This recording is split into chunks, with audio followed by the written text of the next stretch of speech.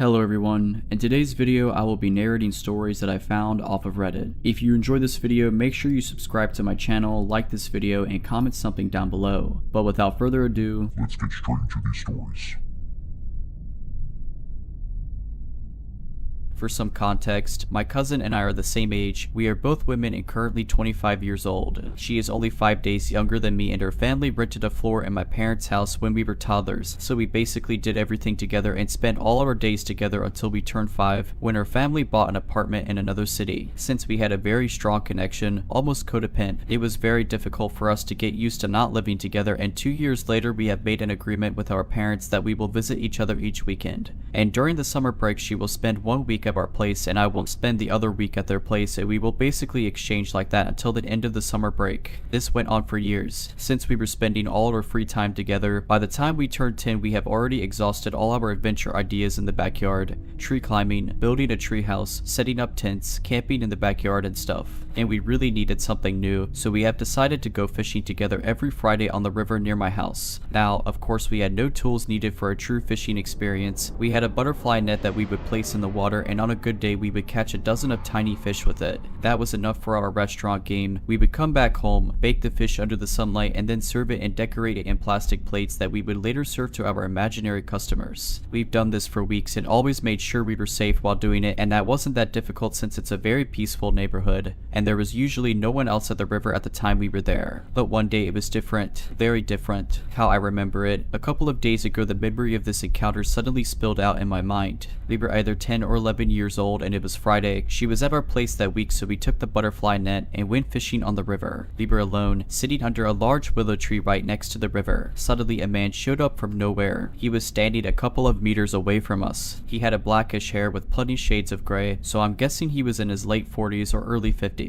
He had a dark blue shirt, a little smudged on the collar. He asked us what we were doing and we said we were fishing. He continued walking back and forth on that part of the shore. Then he came a little closer and we got up. He told us he was having issues with his wife, and we just nodded our heads, trying to avoid the conversation and follow the don't talk to strangers rule. We didn't ask him anything. He took a flip phone out of his pocket and opened it in front of us. "I have to show you my wife." He said. "Okay," we replied. When he found what he was looking for, he came even closer and turned the phone towards us. It was a picture of a completely naked woman sitting in a chair with her legs spread. We just nodded. He then proceeded to show us more pictures, and it was quite clear that it wasn't his wife because the pictures were of the same woman, but all of them were naked from head to toe, with their legs spread or in other very suggestive positions. Now that I think of it, the quality of the images, the fashion, and the aesthetics could be best described as adult content from the 70s. It could be that he took pictures from some old magazine or had them sent by someone. I remember I looked at my cousin and mouthed, "It's not his wife," and she nodded. "Isn't she beautiful?" he asked. "She is," I replied, and my cousin nodded. We then remembered that we have left our net in the river, so we went back to the willow tree and reached for the net. He was standing there in the same spot as before, looking at his phone. He then showed us a very low quality picture of 2 naked men and another naked woman. This picture actually looked like pictures taken with a flip phone camera. "This is me," he said, and pointed at one of the men in the picture. We just nodded and said we had to go home. He then said the words that have been haunting me for days now. "You think my wife is beautiful? She thinks you are beautiful too. She would love to meet you. Come with me to meet her and we can play together." "No, we have to go home," I replied. "You little party breaker. Maybe your friend doesn't want to go home. Come on, I want to play with you," he said, and turned to my cousin. "No, I really want to go home," my cousin replied. This is where the details of the memory stop.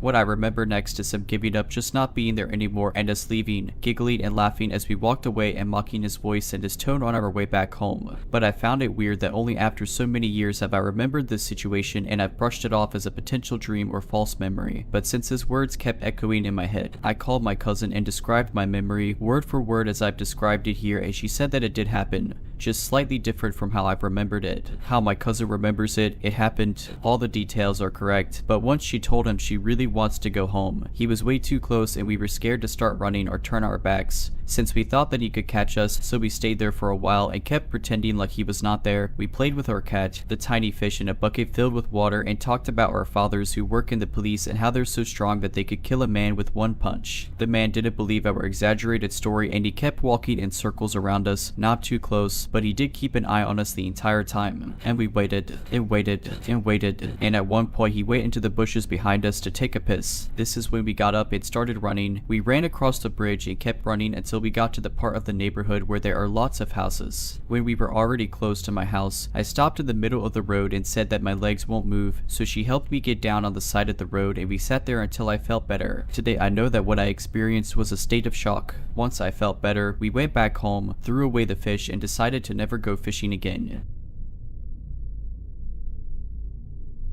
For some background first, I'm a 29-year-old woman. I live in an apartment in a sketchier side of my town, so I'm not unaccustomed to strange people pulling up and strange things happening. I've been through a home break-in, so I'm very hyper-vigilant when it comes to keeping myself and my home safe. I also smoke cigarettes, nasty habit I know, but having cats and not wanting my house to reek like smoke, I'll walk out to my balcony to smoke. That's exactly what I was doing when this happened. I was sitting on my balcony, smoking and just enjoying my night, when I noticed a car I've never seen before pull into the back parking lot of my apartment right by my balcony. I initially felt a bit off, but I didn't want to come off as being the paranoid neighbor, so I keep sitting and smoking my cigarette. Then I hear footsteps making a beeline through my backyard. There's a large and burly man that I've never seen before walking briskly through my backyard. Again, I still don't try to make much of it because they might be there for my neighbor. My anxiety is definitely on alert, but not in panic mode, until I realize he's going straight for my portion of the backyard. He then does something that is still freaking me out as I type this. He stops right in my backyard and looks up at me on my balcony, not saying a word. Now I'm in absolute panic mode. I audibly say, oh no, spring up, slam and lock my balcony door, run to my upstairs bathroom, and dial 911. I listened to every sound from downstairs while I stood panicking in my bathroom, and truthfully it sounded like someone was messing with my back door. I don't know for sure because I was in hypervigilance. I do know he was in my backyard for a few minutes because that was my bathroom for several minutes until I decided to peek out my balcony window. I saw him walking to his car and getting in. That also tells me that I don't think he was here to rob me, but something more sinister. Luckily he was lazy because again, I live on the cheaper side of town, so you can imagine the quality of my doors and locks. I'm really hoping it was just some guy who was drunk, high, and had the wrong house, but my gut is telling me otherwise. Regardless, I hope we never meet again.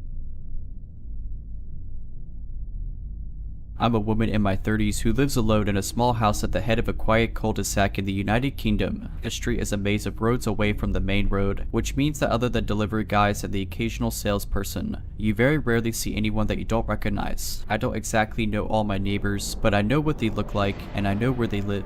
I can recognize their cars and stuff. This weirdness happened over the space of a few months several years back. I work from home, so I'm usually in, and sometimes I don't have a lot to do. The first day was one of those lazy days. It was about 4 in the evening and I'm sitting on the sofa watching some daft stuff about alien cover-ups. Someone knocked on the door. I have a surveillance camera hidden in the wooden canopy above the front door, so I checked to see who it was because I wasn't expecting any deliveries and I couldn't be bothered to deal with a salesperson. It was a woman who looked late to early 50s, very smartly dressed, like really expensive clothes and jewelry, stuff I could never afford. Most people around here generally couldn't afford it either. We're not an affluent area and this lady stuck out like a sore thumb. She looked flustered and agitated, glancing towards the back garden before trying to look through the tiny, frosted glass window on the front door. I noticed she was carrying a dog's lead, but I didn't see a dog. As it happens, at the far side of my back garden there are 2 hedges. There's the hedge that I own within my property boundaries, and there's a second hedge outside my boundary that's council owned along a small grassland where people walk dogs. I know for a fact there is a hole in the council owned hedge, which I've reported it to the council at least a dozen times over the past decade, and they've done the square root of sod all about it. Because of my hedge, I can't reach it to do anything about it myself. Consequently, when I saw the dog's lead I thought, okay, I bet her dog has gone through the hole. If it's a big dog, it's not getting into my garden, but if it's a small dog it might be able to work its way through, and I've always got some cooked meat, so I figured I might be able to lure it out. I am a dog lover, so of course, I want to help this woman if I can. When I was a kid, my own dog went missing for a few weeks and I thought I was never going to get him back. I was heartbroken for those weeks, but fortunately, we did get him back, and ever since I've been extremely sensitive to pets in need. I opened the door and this woman gives me the weirdest look,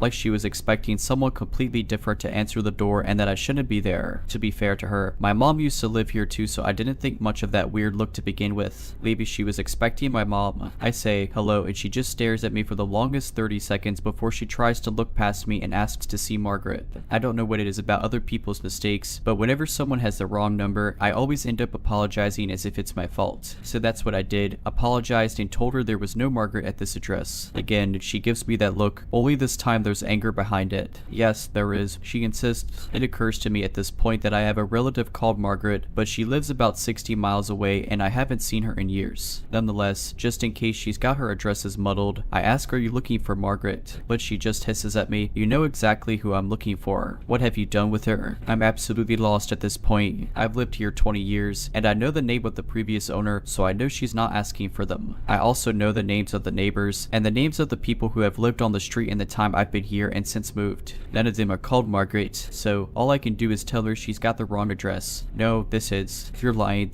That was a tad alarming, and she's at the right address. She's not knocked on the wrong door. However, she clearly thinks I've done something to somebody who, to the best of my knowledge, has never lived here. I don't know how long the previous owner had this house, but we must be talking about at least 30 years since anyone called Margaret might have lived here. It's at this point that I notice that she's subtly wrapped that dog lead around her now clenched fist like she's planning to use it as a weapon. In my youth, I did plenty of self-defense training, so I'm not exactly scared of her as such, but I'm obviously getting a bit concerned about the situation that's brewing. I don't particularly wish to get involved in a brawl on my doorstep with a complete stranger. I'm torn between shutting the door in her face or trying to de-escalate the situation. In the end, I close the door a little so she's got less to aim at and tell her, look, I don't know who you're looking for, but if you think something's happened to your friend, maybe we should just call the police and let them sort it out. Sure enough, the woman slams her fist with the lead wrapped around it into my door. I later discovered she'd struck the door hard enough to crack the frosted glass window in the middle of it. She's bleeding from doing it. It must have hurt, but she doesn't flinch or show any sign of pain. Any confidence I had in my self-defense classes started to waver here because I'm not used to people who don't feel pain. All I can think now is that she's on something and having a really bad trip, so at this point I put on my scariest voice and tell her to get back. I let her know I'm calling the police, and if she's still here when they get here, she can deal with them because I'm not dealing with her anymore. She tries to stop me from closing the door, but I shove her back and manage to get it closed and locked. I make a point to stand next to the door while I'm calling 999 so she could hear me. While I'm waiting for the police to turn up, I watch her on the surveillance feed. She moves out of shot multiple times, presumably to check the back of the house, and I hear her calling out for Margaret. A few minutes before the police finally turn up, I see her kick over my wheelie bins in a rage, but then the most chilling thing happens. She walks back to the front door and literally stares directly into my camera. That camera is pretty well hidden. I'm not saying that nobody could spot it, but most people would only know it was there if they'd been looking for it. Most people aren't looking for cameras, right? She knew it was there. She must have eyeballed it previously when, I don't know, I later reviewed all of the footage I had from that day, and she never made eye contact with it once. She never even looked in that direction. I only had about a week's worth of footage before the oldest footage is overwritten, and I checked everything I had and she was only on camera that day. All I can think is she'd been here more than a week prior. While she's staring right into it, she flips me the finger and then makes a throat-cutting gesture before walking off. I head to the window to watch her leave, and she's walking like she doesn't have a care in the world. She doesn't look back, just wanders away. Police finally show up, take a statement. I give them a copy of the surveillance footage, and that's that. I called a couple of times to follow up, but nothing. Nobody ever called me about it. I won't lie, that had me up for a few weeks. I moved a knife block closer to the door. I started staying up really late and not getting much sleep, which really didn't help.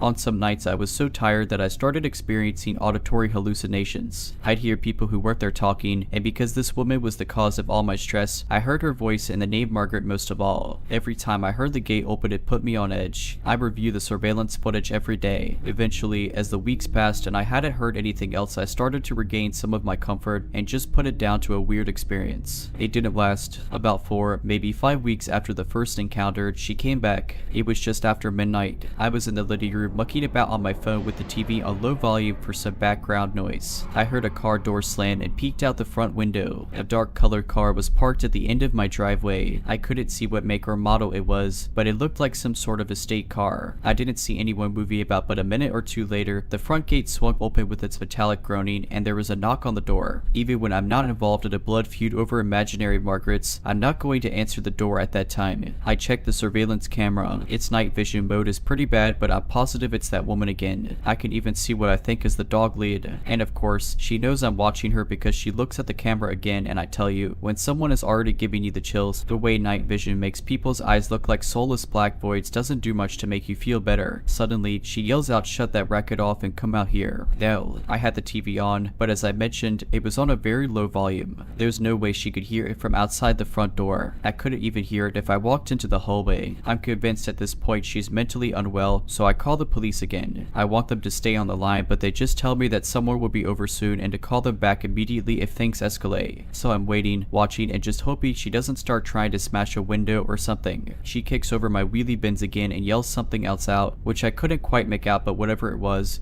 enough for one of the neighbors to come and investigate themselves. I watched the neighbor talkie with her for a minute. She's remonstrating about something, wagging her finger towards my front door, but my neighbor is eventually able to get her to leave. He even sticks around for a bit to make sure she's gone. Sadly, that also means she'd gone before the police turned up again and made me feel like I was a bother to them. Another statement, handing over more security footage, or nothing. I caught up with the neighbor the next day, and he apologized because it didn't occur to him to make a note of the registration plate. But he told me that she'd said much the same thing as she'd said to me previously, that she wanted to know where Margaret was and what I'd done with her. I'm grasping for answers at this point, even if she's mentally unwell. The fact she's sticking to this Margaret story and has the right address makes me think there's something more to this than somebody having a breakdown. Then it clicks. Is Margaret her dog? Does she think that I've stolen her dog? Did she have a dog go through the hole in the back? Does she think I've hurt her dog? Is that what this is about? It'd be another few weeks before she came back. This time at 3 in the night, I'm awoken by knocking on the door. A few minutes later, I hear tapping on the bedroom window. I know it's her. I can hear her saying things, but I can't really make them out because they're too muffled through the windows. It's like she didn't want to get the neighbor out again, so she's trying to keep it quiet. I jump out of bed and put some clothes on as quickly as I can. I try and follow her as best I can as she moves around the outside of the house from room to room, knocking, tapping, and muttering. I think I hear a few coherent words like noise, racket, and I'm pretty sure she called me a slur, but maybe I was imagining that. I can't check the surveillance footage this time because she spray painted the lens, not that it'd matter much this time. She's not lingering by the front door. I think about calling the police again, but it's proven a waste of time so far, and I get the feeling if I call them out a third time and she's gone, then they're just going to start accusing me of wasting their time even if I do have the evidence. They've not exactly been that helpful so far. In the end, I wait by the front door and listen for her. Eventually, she knocks again and I call out, "Is Margaret your dog?" Dead silence. Nothing. I can't see anything through the frosted glass because it's too dark. I have no idea where she is and I don't want to turn the outside lights on. I don't even know why. She knows I'm in the house because I've called out to her, but I still don't want to draw any more attention to myself. I end up standing there for who knows how long, at least an hour, probably more because the sun starts coming up. My heart is going a mile a minute pretty much the whole time. Once it's bright enough, I start checking through windows to see if I can see her. Nope, nothing. I tentatively open the front door and look outside. Still can't see her. I grab something to arm myself with just in case, can't remember what now, and check all around my house and the back garden. She's not there. As I'm heading back to the front door, I spot the oddest thing. The gate's closed. That gate is physically attached to the side of my house, and when it opens and closes, it makes a fair bit of noise. You definitely hear it if someone opened or closed it when you were standing next to the front door, but it's closed. So what does that mean? Did she jump it somehow? It's possible, I guess, but I wouldn't want to try it. Anyway, I open the gate and head out to the end of the driveway. I look around and there's no sign of anyone. I turn back to the house and see she spray painted liar on the front of my house and left the dog lead on the floor beneath it. That was, thankfully, the last time I ever heard from or saw this woman, but I think she still comes by sometimes. Ever since all this happened, I get these creeped out feelings occasionally at night and check out the window. I don't know whether I'm imagining it or what, but now and again, I swear I see a dark colored estate car out on the street. Not parked at the end of my driveway these days, but I just can't shake the feeling she's in there, watching my house. Perhaps she was looking for her dog and she keeps thinking that she'll see me with it.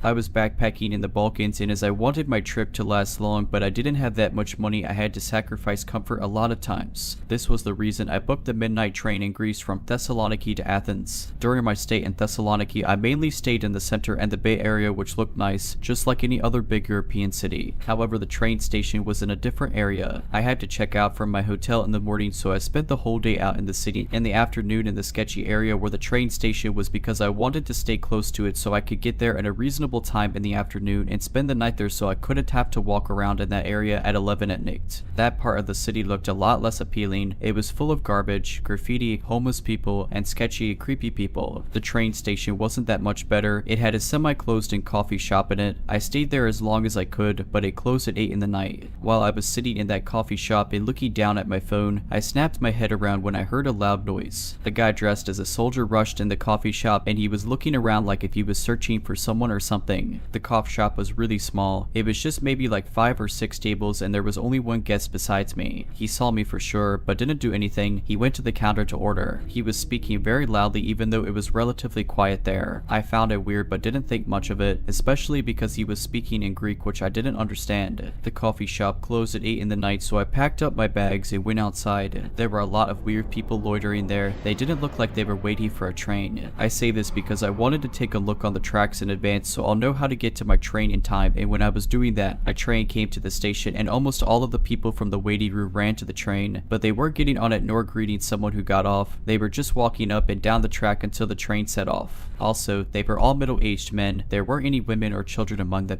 I went back to the waiting area and sat down on a bench. I was a bit nervous, so I plugged in my earphones and I was browsing something on my phone. However, I wanted to still be able to hear the things around me, so I wasn't listening to music or anything, which I'm glad I didn't because not too long after I sat down I heard someone saying next to me, "Nice tattoo. Is it from Up?" I knew they said it to me because I have a tattoo from the movie Up on my forearm, so I pulled out my earphones and looked next to me. There was the soldier from before sitting next to me. It was weird, he started talking to me in English automatically, but I have a little Hungarian flag on my backpack which indicates that I'm not Greek. I replied to his question and we started talking. The conversation at first was pretty normal. We were talking about tattoos and movies, then traveling. When I mentioned I wanted to visit Macedonia in this trip, he got a little political and heated. He started talking about Greek politics and the relationship between Greece and Macedonia very angrily. Through the whole conversation he was acting a bit weird. I can't explain why, but it looked like something was off about him. At first I was relieved that I was next to a soldier in this sketchy place, but after a while I started to question if he really was a soldier or just pretending to be one,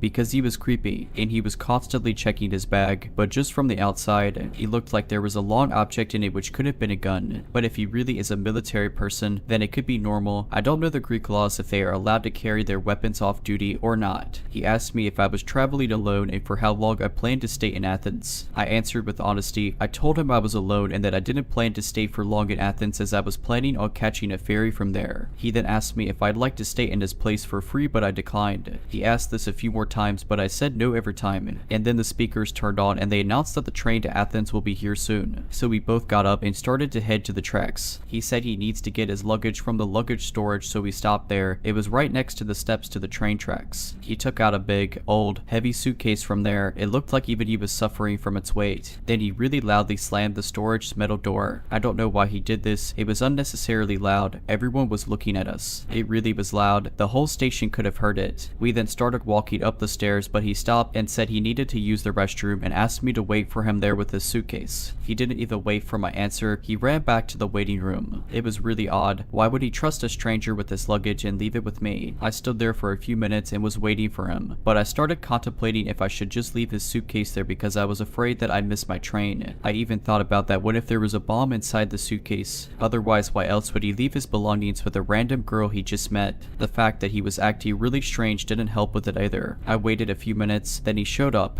He asked me once again if I wanted to stay in his place in Athens, but I said no again. We got up to the tracks and our train just came in. He insisted on sitting next to each other, but I didn't want to sit next to him, so I said I have a seat reservation and that I'm really tired. I probably sleep through the night anyways. He said he'll ask the person working on the train if I can switch seats with a reservation. He left his luggage next to me once again and went to the nearest employee. This time I didn't stay there. I got up the train and looked for my seat. Fortunately, there were a lot of people, so I blended in easily. I took my seat, and a few minutes later a normal looking man sat next to me. Thankfully, the soldier didn't come looking for me, and I've never seen him again, not even in the Athens train station. I know this story is not too extreme, but it still bugs me to this day to what were his intentions. Was he really a soldier and a nice guy, just a bit weird, with some kind of mental illness? Or a crazy psychopath pretending to be a soldier to look more trustworthy? This story takes place a few years ago while I was still with my ex-girlfriend. I, a 22-year-old male, was 17 to 18 at this moment. I was living with my parents and we lived in a little town of 300 people. It's literally the camping with 3 farms in this town, which includes lots of fields. We had the habits of walking in those fields thanks to a little path which is really old. There's a place for only one car, a truck, and a tractor. It was the afternoon, around 5 to 6. We decided to eat some stuff in a field near the road, so we can see the road and people on the road can see us. The field, which belongs to my neighbor, who are okay with the fact that we're here, is separated from the road thanks to barbed wire. We smoke weed, we drink, we and we listen to music. Everything is alright. However, at one point, a car parked on the middle of the road and a guy went out of his car and is doing stuff in the bushes. At this point, I'm thinking, okay, the dude is just picking stuff up like nuts or whatever because it's the end of the summer. But I keep an eye on him. I talk with my girlfriend just like I did all afternoon until then, and I look back at him. The guy is standing still behind his car and he's looking right at us. Motionless, I don't say anything and looked back at my girlfriend. I give another look about a minute later. The guy moved. He's now at the other side of his car, and same thing. No bullshit, just looking at us. The same process is about to be repeated 2 or more times with him at different locations around his car. I have chills and thinking this situation isn't normal at all. The guy suddenly went back into his car and moved away. At this moment, I told to my girlfriend, pack up your things, we're moving. She thinks I'm overreacting, thinking I'm paranoid because of the weed we smoked, but she listens to me. We're back on the road, going the other way the guy went. The road is a circle, every way leads back to my house. And guess who has turned around and is coming right behind us with his car? This guy, still looking at us while driving. He keeps his road and turns around to keep staring at us. This process repeats 2 times. At this moment, my girlfriend told me I was right, so we took his plate and tried to call my parents. No one is answering. The last time the guy passed at our level, I can clearly see something on his passenger seat, but I don't know what. But my neighbor came right behind him with his truck. I stopped my neighbor and told her what we just witnessed. She gets us in the truck. We went back to my parents' home. My dad is a cop, so I told him the plate. He looked at it. The car belonged to a grandma and was stolen. A few weeks later, everything is normal. I go take my bus in the next town, which is about a 7-minute ride on my bike. It was still dark because it's pretty early in the morning. When I left my parents' home on my bike, I noticed light behind me. It was his car. I don't know how he knew I was there. Maybe it's pure bad luck for me, but I'm 100% sure it was his car. He followed me until I took a path which a car can't use, only bikes and pedestrians can take. I turned off my light and rode until I went to my bus in the complete dark in order to not be seen by this guy. I kept using this way for the next 2 years, and I've never met him again. I used to work at a pizza shop down the street from 2 in the evening until they closed. I usually didn't get off until 11 at night or so. I had a car, but was close enough to walk, so I did that most days to save gas. This particular night, I was doing my usual thing, jamming to one of my playlists, tired, but happy to have a good job and just generally happy with the way my life was going. Up ahead, about a block from my place, I see an attractive guy in dark clothing walking, but not with a purpose really. He was taller than me, maybe 6 feet tall or so, and had shaggy brown hair. The closer I got to him, the more I could tell he was really good looking. Like, even in the dark of night I was starting to get excited. His features kind of escape me now, but I do remember his hair and his thick eyebrows. I took an earbud out and, because I'm from a dangerous city and never really cared about stranger danger, I decided to talk to him, maybe even flirt a little bit. How is your late night going? It's good, just looking to get drunk. Oh, that I can help with. I've got a mini bar at my place.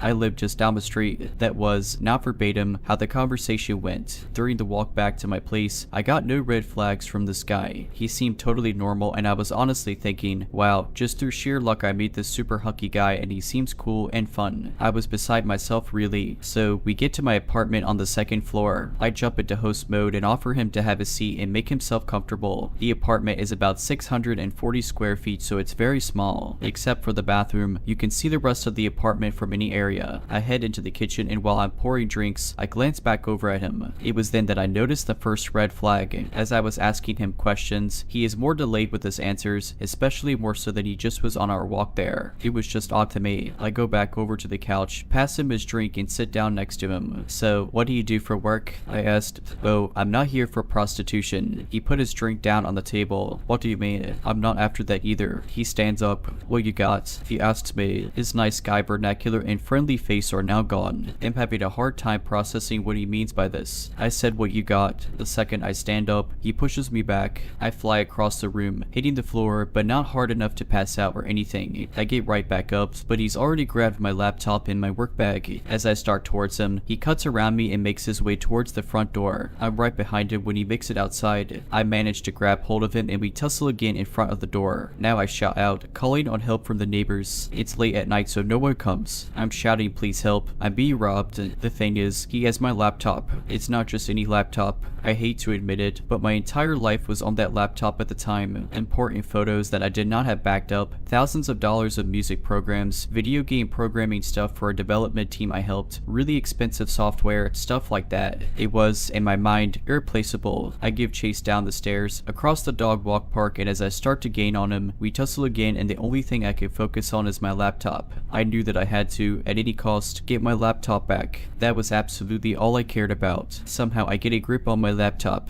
I tug at it again, and I guess he decides I'm not worth all of this struggle. He gets up and starts to take off again. I now realize he still has my work bag. It has my cell phone and wallet in it. I take off towards him again, and this time, he shouts back at me, follow me and I'll stab you again. This makes me stop in my tracks and he gets away. Underneath a street lamp, along the sidewalk, I immediately inspect myself. Was I stabbed? No way. There's no way. Then I see blood running down my leg. I see blood on my arm. 2 places where he cut me good. I'm scared, but the blood makes it look worse than it is. I decide that's enough. I got my laptop and that's all I really wanted anyway. I hobble back home and get inside and lock my door. I called the cops using my neighbor friend's phone the next day and filed a police report explaining the situation, showing the stab wounds and declining medical services. So all that guy got was a crappy cell phone and a wallet with like $40 in it. The cop called my friend back several days later and said that they were not able to find the guy and that he would keep me posted. This was years ago, so I don't know where the robber is now, but I have every electronic thing of importance backed up on multiple drives to this day. If you're liking this video, all I ask is that you make sure to subscribe to my channel and like this video. Thank you.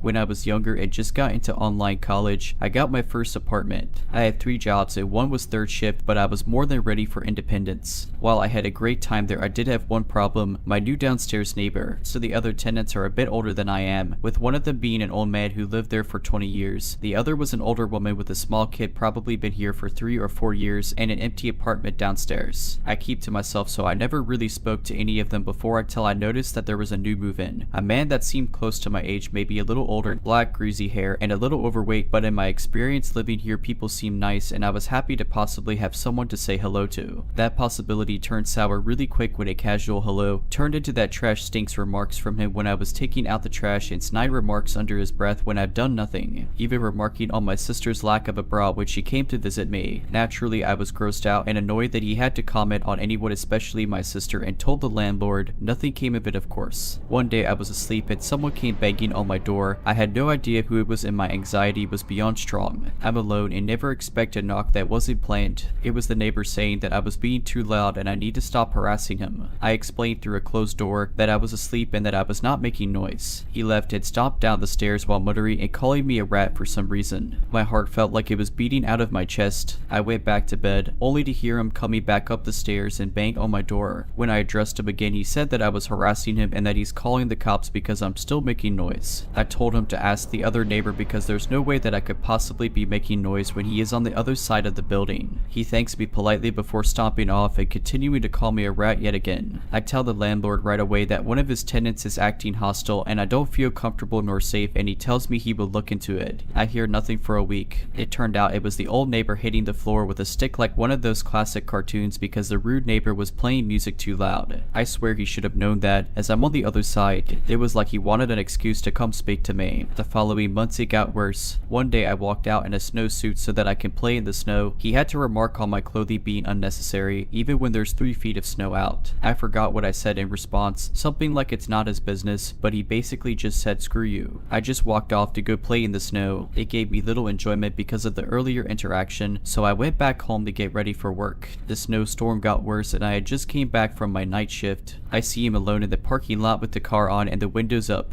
I was on high alert as I carefully walked around and up the alley to my apartment. The second I closed the door to go upstairs, I hear loud, wall-shaking music. It's him. He's blasting his car music at max volume in a snowstorm at 3 in the morning. I was surprised and confused because what was his reasoning? He did it until 8 in the morning and I found out later it was despite the old neighbor for telling him his music is too loud. Soon it all started getting serious, cursing in the hallway and playing music louder, with the police knocking at our doors asking us about a noise disturbance, and now a mutual hatred amongst the neighbors at the jerk who kept us all up. But that's not the worst part. I just got back from my night shift and it's 3 in the morning yet again. I'm dragging my tired feet over to the mailboxes that are right inside the townhouse door. As I'm looking through the advertisements and letters, his door opens at the top of the stairs. My stomach tightens, hoping I don't have to interact with him, but drops when he starts speaking unintelligibly. At the top of the stairs, he's gurgling and mumbling something. "What?" I said, but he repeats the same weird sounds again, only more aggressive. I felt something was more than off, and got right around and out the door heading back to my car.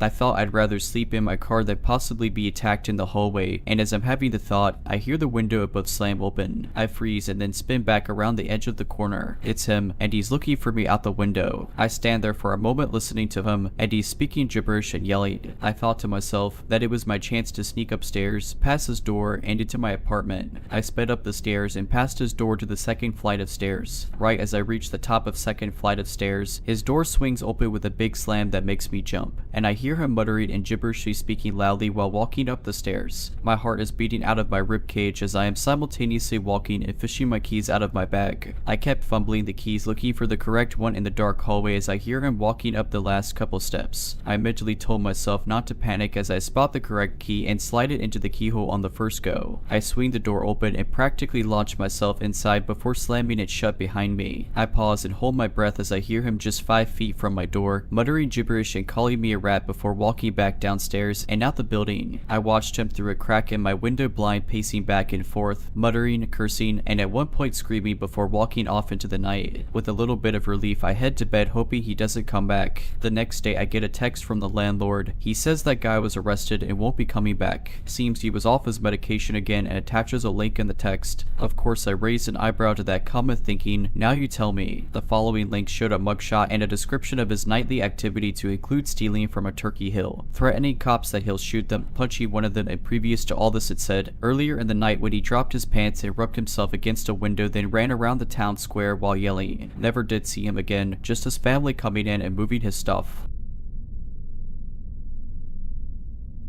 So about 12 years ago, I was 9 years old, and I was home alone with my 12-year-old brother. We were supposed to go to my aunt's house to have lunch and wait for my mother there. We got up at 10:30 in the morning. I took a shower, then my brother. After that, we were both in the bathroom brushing our teeth and finishing up when we heard someone knocking on our door. Since every time someone knocked at our door they turned out to be salesmen, we kind of waited for them to go away. After a couple of minutes, I went to see if they were still outside through the window, and no one was there. We continued getting ready when we saw a shadow go by through the bathroom window, which was kind of like a small square made with that kind of glass that makes everything behind it really blurry. We waited and saw in case it was just a bird flying by when a hand hit it, clear as day. We got scared. We didn't know what to do. My brother had his cell phone, so he immediately called the police. While it was raining, we heard a loud bang at the door. Someone was brute forcing it. I don't know if they were kicking it or ramming it, but it was one of the most frightening things I've ever heard. My brother told me to lock the bathroom door, so I did. It took 5 bangs so the perpetrator could finally bash open the door. Then the police answered. I remember the exact thing my brother said. He was whispering. His voice could barely be heard. "Hello, there is someone in our house. I think they are stealing." Then a pause. "We are at our address." Another pause. "I'm with my little brother locked in our bathroom. Please hurry." While all that, I was sitting against the wall, hugging my knees. It was one of the most nerve-wracking experiences ever. I could hear the man going through all of our stuff, emptying stands, going up and down the stairs, opening cabinets. He even broke a few cups and plates.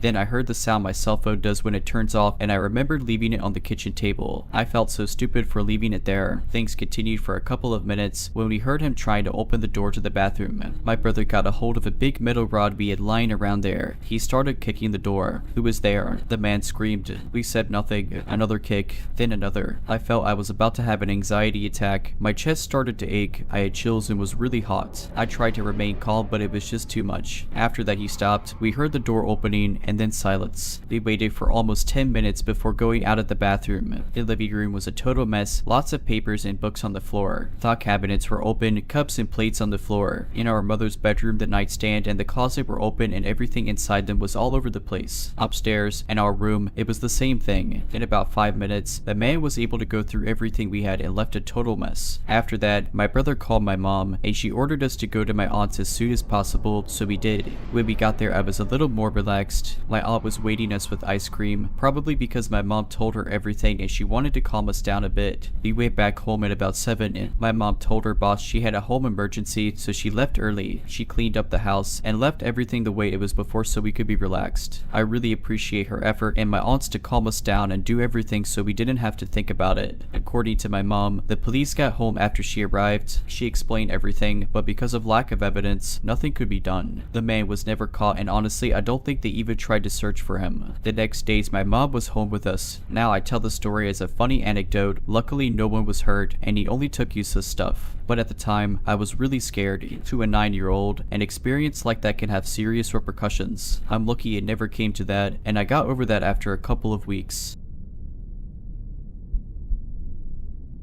There's an abandoned house between my town and the town next to me on one of the country roads that connects us. I've been to it before and even went inside twice with my sister and my best friend. It's an old house that dates back centuries, according to the bank records that I was able to find, and you can just tell by the design. The house is 2 stories with a basement, has lots of furniture and objects strewn about inside, and is far from empty. You can tell that it hasn't been lived in for decades, and whoever had previously owned it, it almost seemed like they just disappeared one day, leaving everything behind. The way I was able to get in before was through the cellar door in the basement, which is broken open and propped up with some big sticks. My first visits were around 2 years ago, and I hadn't gone back at all into that time. Another friend had expressed interest in seeing the house when I told him about my experience, and so last summer I told him that I'd take him to it. I never thought it was a dangerous trip and told him that it's just an interesting place to explore. They parked across the street from the house in the parking lot of one of the industrial buildings nearby. The road was a rural road, but it was far from unused, and we didn't want to be questioned by anyone. My friend, being braver than me despite my previous visits, led the way across the street and to the front of the house. He asked me a couple questions about it and what stuff I found in there. I told him that the kitchen still had expired food in it and that the upstairs had a board game set that I ended up bringing home with me. As we walked from the front of the house to the side leading to the back with the cellar, I made note that there was a lot more brush than when I had went last time. I had gone in the spring when I had gone with my sister and best friend, and I never experienced the thick brush that I was now carefully moving through. I made a comment to my friend that there was a lot more foliage than when I had gone before, as we both tried to figure out a path to the cellar. Eventually, we pushed through some branches and found the cellar, broken and propped open just as I had last seen it. We talked for a second about being nervous and I really took in the view of the cellar that led into this dark, abandoned house. I remember being really intimidated while looking at the opening, and I made note that some of the sticks propping open the cellar didn't look familiar to me. I didn't state it out loud however, as I thought it was just my anxiety. My friend and I discussed who should go first, and he said since I'm the expert, I should head in first. I was hesitant, but eventually, after a good 5 minutes of breathing and calming myself down, I started down the few steps of the cellar. It was an awkward entrance, as half the cellar was collapsed and left little room for maneuvering. You had to duck under the part of the cellar door that was still put together, then inch your feet down the steps, and finally turn your body sideways to fit through the small gap into the basement. I took a long time after ducking under the door, since my nerves came back for a second. I made it in fine, and my friend followed very quickly, which I appreciated. We both stood in the corner of the basement now, taking it in. I turned my phone's flashlight on, and he did too. There was a spider web in the path to the stairs up to the first floor. I looked around and found some sort of tool to knock the spider web down, and I took the tool and swiped it through the web. After that, I tossed the tool onto the concrete floor. My friend and I talked quietly, I don't remember what about, but afterwards, we fell silent for a second. Above us, I clearly heard footsteps on the boards above our heads. It almost seemed like they were heading to the stairs that led down to the basement.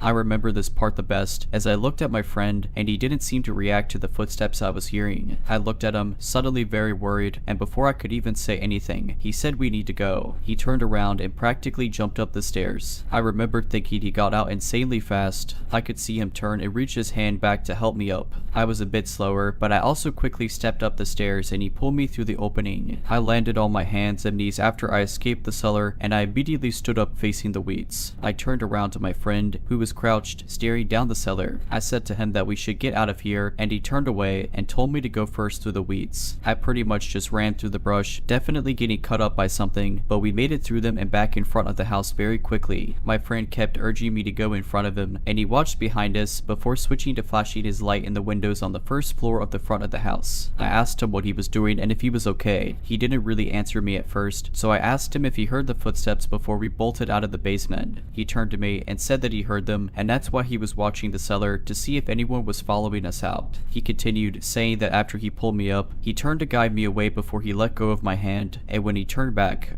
he saw the bare feet of someone standing at the bottom of the cellar. Because of the cellar's dilapidated structure, he could only see their feet and a part of their legs. At that point, that's when he told me to go through the weeds first. He never saw them come up the cellar stairs or move away from them before he followed me. I didn't believe him at first and thought he was just trying to scare me, but I could tell by the serious tone of his voice and the silent look he gave me after telling me that he wasn't trying to make me laugh or lighten the mood. I still asked if he was lying, and he aggressively said that he wasn't. He told me that I heard the footsteps already, so I knew something had to be in that house. We stood for a second, not really saying anything, before we both then agreed to go back across the street towards our cars. We stood by our cars for a while, watching the house to see if anything or anyone would come out, but nothing appeared. After talking for a bit about how crazy that was, and him reassuring me that he was telling the truth, it started to rain and we decided to call it a night. I fully believe him, and he's always stood by what he saw. I haven't gone back to that house since, and I like to tell myself that whoever was in that house was just a homeless person finding shelter. I still get shivers to this day, however, thinking about how close that person was to me as I scrambled up the cellar.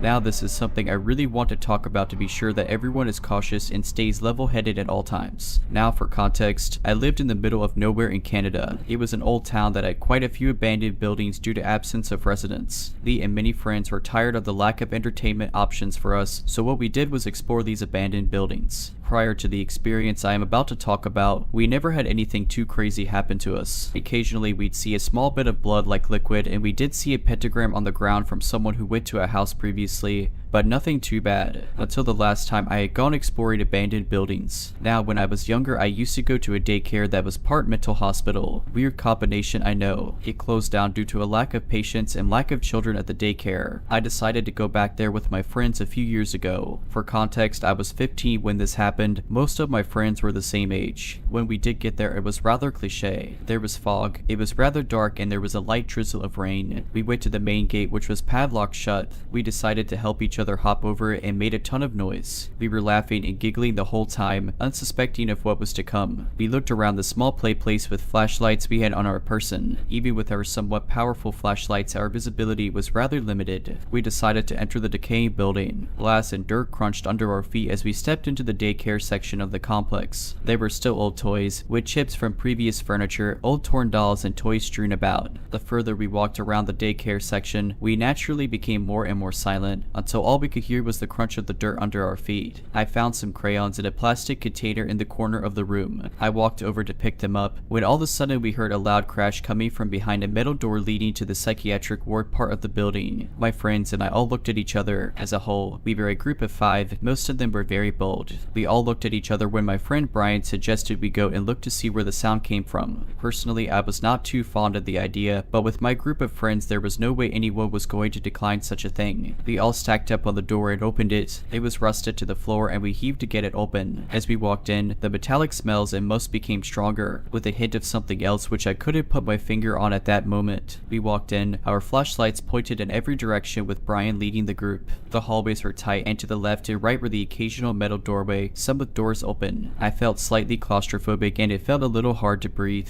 As we continued, Brian shone his flashlight into a room and recoiled. We all stopped walking as Brian slowly entered the room. "What is it?" I asked him. "I thought I saw someone here. It seems all fine now." To be honest, I thought he was just messing with us to increase our anxiety, but looking back I think he was completely honest. He backed out of the room and we continued walking deeper into the psychiatric ward, when another friend swiftly told us to stop. We came to a halt and all listened. In the distance ahead of us we heard the subtle pitter-patter of footsteps echo through the hallway. We all looked at each other, fear in each of our eyes. Brian continued walking toward the sounds. We considered turning back for a second without Brian, wondering if some ghost or something was in the building, but we couldn't do that to them. The closer we got, the more I felt like I was being watched, when finally we entered a room on the right which had the smell of rotting meat. In front of us was a dead deer. Its insides were spilled all over the floor, staining the concrete. A friend of mine had a very weak stomach and vomited all over the floor. That's when we heard whispering from somewhere. Brian shone his flashlight to the corner of the room where a man with short hair was standing with his head down. He wore a bright green shirt stained with what I assumed was blood and torn tampons and pants. He did not have any socks and his feet seemed damaged. He was twitching and continued to mumble even after we saw him. We stared at him for a solid 30 seconds before he made his first true movement. He looked up at us with a haunting grin that sent shivers down our spine. "You guys here for the feast?" He said each word with varying inflection and energy. This kicked us over the edge and we bolted out of that room all the way back to the daycare center. The door was still open and we decided to try and slam it shut, but the rust and pure weight of the door almost kept it open. It took 3 of us pulling with all of our strength to close it, and just before we did I could still see the silhouette of the man watching us, his white teeth being the only other human feature I could see. As we sat behind the metal door catching our breath for a second, all looking at each for confirmation that we all saw the same thing. After a little bit of labored breathing from each of us, we heard a light tapping on the door. That's when we decided that it was time to leave. We booked it out of the vicinity completely and ran home. A year after we visited that spot, police went back to do a routine search of the area and found the man. It was stated that this guy used to go to the psychiatric ward before it closed down. He escaped the facility he was transferred to and lived off of the wildlife around the complex. When the cops brought him in, he had a series of diseases and sickness from eating raw meat. His mental condition was much worse than before. There were future rumors that he did kill someone in the forest while searching for food, but nothing has been confirmed.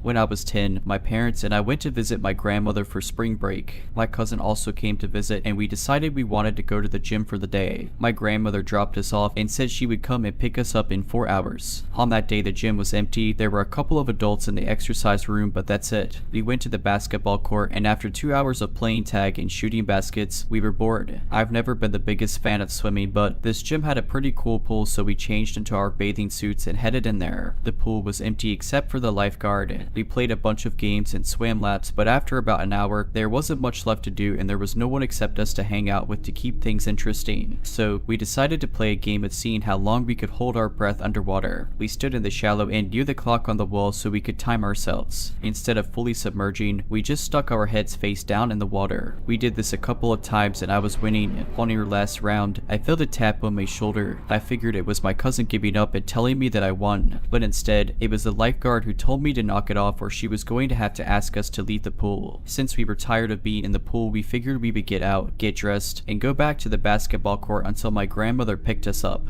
We only had an hour left anyways and the water was freezing. As we got out, the lifeguard stopped us and asked if we wanted to go into the sauna to warm up and dry off. The sign said 18 years or older, so of course, we were super excited that she allowed us to do that. She walked us to the sauna and unlocked the door. The door was glass and the interior was made entirely out of wood. Inside, above the door, there was a clock, probably to help make sure you were not in there for an unsafe amount of time. The lifeguard stand was adjacent to the sauna, but if you looked out the door you could clearly see it. She followed us in and went over to the thermometer encased in plastic and unlocked it so she could crank up the heat. I figured that she must have to turn it on each time, so I didn't think anything of it. Both my cousin and I were very short girls and so we couldn't see the temperature that was printed on the thermometer knob, but I know she was turning up the heat. Then she left and shut the door behind her. I felt I saw her lock the door too, but I thought to myself, why would she lock the door when we might want to get out? I checked the clock and decided we should get out in 10 or 15 minutes. It was already plenty warm in the sauna, but now the room was blazing. It felt nice because I was so cold from the pool. After about 15 minutes, it was starting to get a little bit too hot and my cousin agreed that we should leave so we can get dressed. I went to turn the knob on the door, but it wasn't budging. I thought maybe it was jammed, so I shook it, but it still wasn't opening, and then I let my cousin try. She couldn't get it open either. We figured the lifeguard would be back in a couple of minutes, so we sat back down and waited. The room was getting hotter now too, and I really wanted to leave. I got up and started banging on the door and shaking, twisting the knob trying to get the lifeguard's attention. My cousin got up and joined me. We started screaming at the top of our lungs for her to let us out, but she just stared straight ahead. I don't think there's any way that she couldn't have noticed or heard 2 little girls banging and kicking the door and screaming. Now we had been in there for about 25 minutes. It was so hot in the sauna that it hurt to breathe. It felt like my lungs were on fire. My eyes and skin were burning. We sat back down and put our towels over our heads because they were still a little damp and it made it easier to breathe.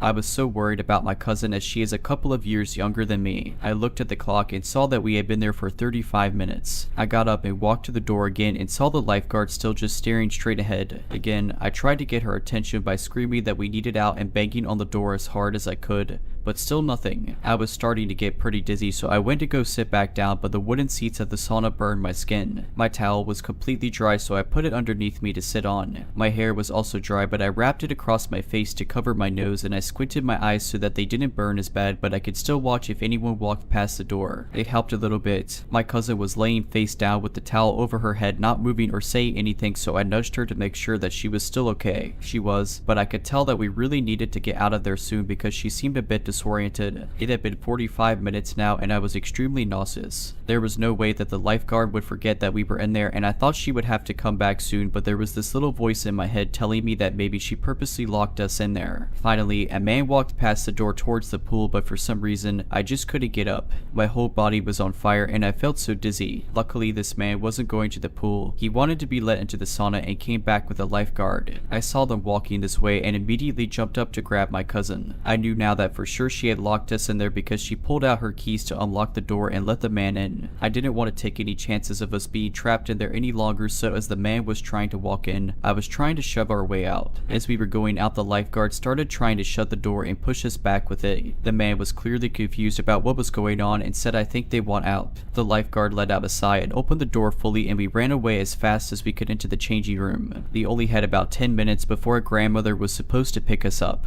We were both so shaken by what just happened that we didn't say anything to each other as we got dressed or on the car ride home. When we got back to the house, my parents were making us dinner and I told them the story of what just happened. They thought that I must have been exaggerating and they didn't believe me. I truly think that that woman was going to let us cook alive in there. The only bit of doubt that I have is what would have happened if we actually died. She obviously would have gotten the blame. What was her end game? I'm 21 now, but I think about this interaction all the time, and when I'm in small spaces or I get too warm, I still have panic attacks. No one believes this story, and I get it. It's pretty absurd. I'm not sure if I'm allowed to ask for opinions, but do you think that this could have been some crazy misunderstanding, or do you think that she really just left us in there to die? I apologize if there are some errors or things that may not make sense. This is the perspective my story told from me and a part by a friend. This happened to be the weekend of Halloween, and I personally don't like talking about it, but I've been told by my friend to share it to get it off of my chest. Me and a friend were invited to a house party just for college students in the richer area of the town, so the house was huge with an acre of land and pool area. This party was themed to be a little naughty, so my friend dressed in a sexy nurse outfit, and I dressed as a belly dancer. Majority of the party took place in the house as there was maybe like 70 people, with the house being very spacious, so not too difficult to get around. I'm not much of a drinker, but I did have some juice that was available. Some friends pulled me and my friend did over to take some pictures, and I set my drink down. After what felt like an hour of just taking pictures, I found my cup and took another sip, not even worrying that I left my cup alone for a while. Then a man came up to me who looked to be in his late 20s, early 30s. He said my boyfriend's name and said he's been trying to call me. That's when I realized I didn't have my phone on me. I have loads of respect for my boyfriend. We always make sure to stay in contact with each other, and since he had to work, I promised I would contact him, but I had just forgotten. The man said it's urgent and said I can use his phone to call in one of the rooms. So not thinking at all, I followed the man. If my boyfriend really wanted to call me, then I knew it would be something terrible. As we entered the room, I felt as if I just ran a mile and felt winded. The man closed the door behind me and sat me on the bed and gave me his phone. I started to feel more weak, like I just got a migraine and just couldn't call. Then I was helped to lay down, and within seconds, I was out cold. I woke up later, not sure where I was or what even happened. I found my friend rubbing a napkin on my tummy while yelling. It took me a bit to come back to reality, and I realized I was in a bedroom with my friend cleaning some stuff off of me. That's when I had a panic attack and just realized that I quite possibly have been used. My friend calmed me down and told me that didn't happen. She explained that she couldn't find me anywhere and assumed I went to the bathroom. But after like some minutes, I still didn't show, so she went looking for me, eventually checking the bedrooms and found me laying in bed with the guy sucking something out of my belly button. Apparently he was playing shots with my unconscious body and sucking alcohol out of my belly button, licking salt from my chest, and kissing my lips. She didn't know how long this went on for, but I immediately felt sick and even coughed up from just the thought. Thankfully, my boyfriend got off of work early after my friend told him what happened. He picked me up while my friend asked around about the guy, but of course, no one knew who or recognized him. I was taken to urgent care and looked at. Thankfully, nothing was wrong with me, and the drug in my drink didn't cause any further harm than just knocking me out. I wish the story ends here, but I started to receive texts from a random guy. At first, he was just asking me random things and I just didn't reply, but but then it showed me a picture of my torso and started saying creepy things to me and even giving me the impression he's stalking me. This is still going on today, just texting me randomly. I've had the idea to try to bait him one of these days to finally have backup to catch him, but I don't know how smart he can be and what he will do to me if things don't go as planned. I have contacted the police and asked what I can do. They took my phone and to copy the texts I received, but I'm sort of doubtful it will go anywhere. I honestly just believe it was a stranger who had bad intentions at the time and acted upon it. I'm not really even upset anymore. I just want to continue with my life and better myself from any other future events. Alright, this happened to me about 3 years ago. It was brought up recently with my friends and they suggested that I post it here. I have gone through therapy for this and trained in firearms because this was the creepiest night of my life. I spent a night in what felt like a horror movie and it's still so vivid. It was a Wednesday night in the summer. I was off work, my husband was out of town, and our son was staying at his grandma's for the night. I was home alone with my dogs, an 80-pound Australian mix and my 80-pound German Shepherd / Pit Bull mix.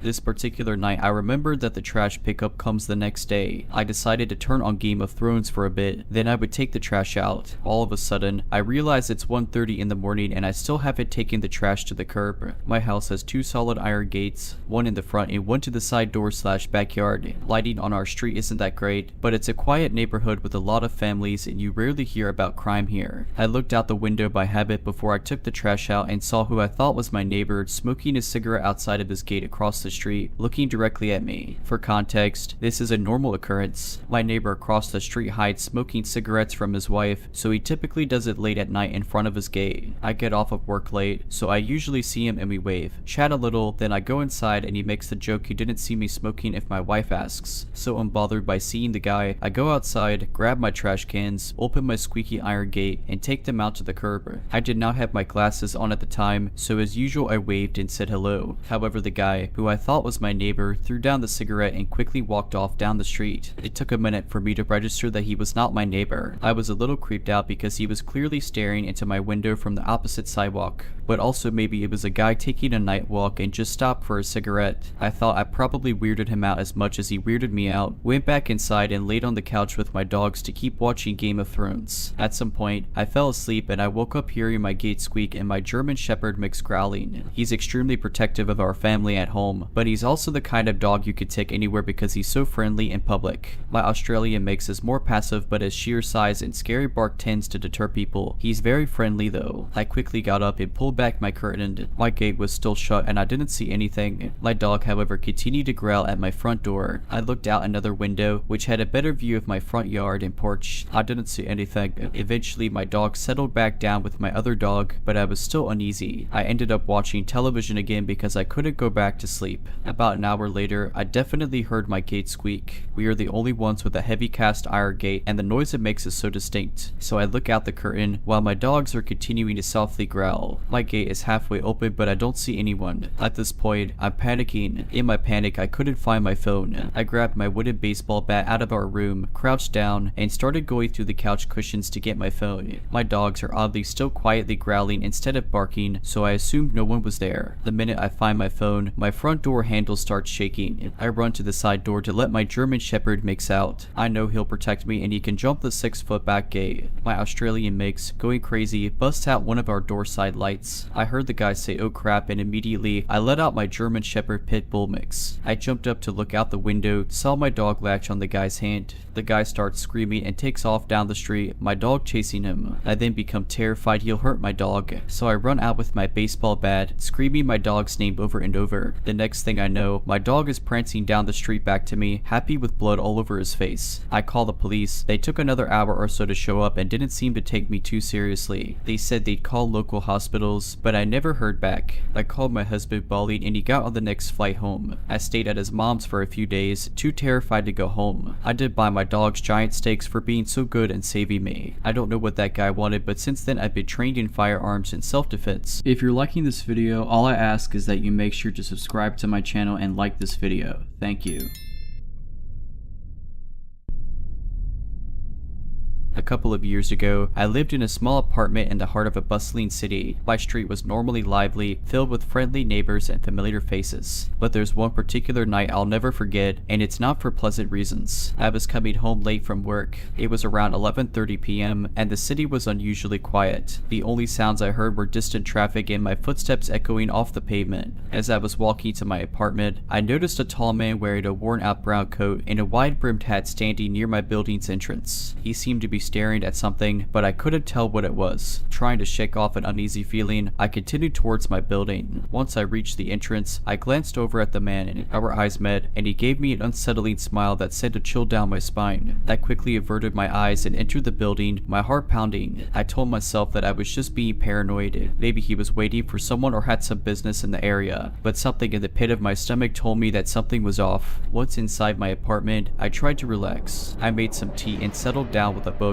but the image of that man's eerie smile lingered in my mind. About an hour later, I heard a noise coming from the hallway. I froze, straining my ears to hear better. It was a faint shuffling sound, like someone dragging their feet. I peered through my peephole but saw nothing. I tried to convince myself that it was just a neighbor coming home late, but the uneasy feeling refused to go away. I double-checked my door's lock and decided to call it a night. As I lay in bed, I heard the noise again. This time, it was more pronounced. I got up, heart racing, and looked through the peephole once more. There he was, the man in the brown coat, standing right outside my door. Panicked, I grabbed my phone and dialed 911, explaining the situation in hushed tones. The operator assured me that officers were on their way. I sat in the dark, phone in hand, listening to the man's shuffling footsteps. It seemed like hours passed before I heard the police arrive. When they got there, the man was gone. The officers searched the building and the surrounding area but found no trace of him. They took my statement, but there wasn't much they could do. Over the following weeks, I kept a watchful eye, always looking over my shoulder, expecting to see the man in the brown coat, but he never returned. I eventually moved out of that apartment, unable to shake the feeling of being watched. The image of that eerie smile and the sound of shuffling feet outside my door still haunt my dreams. What was the man doing there? What did he want? I'll never know, and maybe that's for the best. What I do know is that his presence that night left me with a lingering sense of dread that I've never been able to shake. Months had passed since the incident with the man in the brown coat, but I couldn't shake the fear and anxiety that it had instilled in me. I moved into a new apartment, started a new job, and even adopted a dog for both companionship and protection. His name was Max, a loyal German shepherd who became my shadow. Despite the changes, I was still haunted by the memory. Nightmares would wake me up in a cold sweat, with the echo of shuffling feet in my ears and the image of that haunting smile in my mind. One day, as I was walking Max in my new neighborhood, something caught my eye. It was a glint of metal reflecting the sunlight. I approached, and to my horror, found a worn-out brown coat and a wide-brimmed hat hidden in the bushes. My heart stopped. The memories came flooding back. I hurriedly dialed the local police, who arrived promptly to investigate. The officers took the items and promised to look into it, but something told me that they didn't fully believe my story. After all, there were no witnesses, no evidence linking the coat and hat to my previous encounter. I became even more cautious. Every creak, every shadow, every stranger seemed like a potential threat. Max seemed to sense my anxiety, always alert and watchful. One night, as I was locking up my apartment, Max began to growl at the window. I looked out but saw nothing unusual. Still, his behavior put me on edge. I triple-checked the locks and settled down to watch some TV, Max by my side. Hours later, I was awoken by a soft scratching sound at the door. Max was up, ears perked, eyes fixed on the entrance. My heart was in my throat as I approached the door and peered through the peephole. The corridor was empty. I called the police again, but they found nothing amiss. I knew they were beginning to doubt my sanity, and truth be told, I was beginning to doubt it too. Days turned into weeks, and the anxiety was wearing me down. I decided to consult a therapist to help me deal with the lingering trauma. During our sessions, we explored my feelings of fear and paranoia. Slowly, I began to regain control over my life. The nightmares lessened, the anxiety waned, and I started to feel like myself again. Then, one day, I received a call from the police. They had identified the owner of the brown coat and hat. The man was a known criminal with a history of stalking and harassment. He had been caught in another city, wearing a different coat but carrying a photograph of my old apartment building. Suddenly, everything made sense. My fears were justified. The man had been real, and he had been watching me. The police assured me that he was in custody and that I was safe. But the fear he instilled in me will never entirely go away. That chapter of my life is closed now, but the memories remain. They serve as a constant reminder to trust my instincts and be vigilant.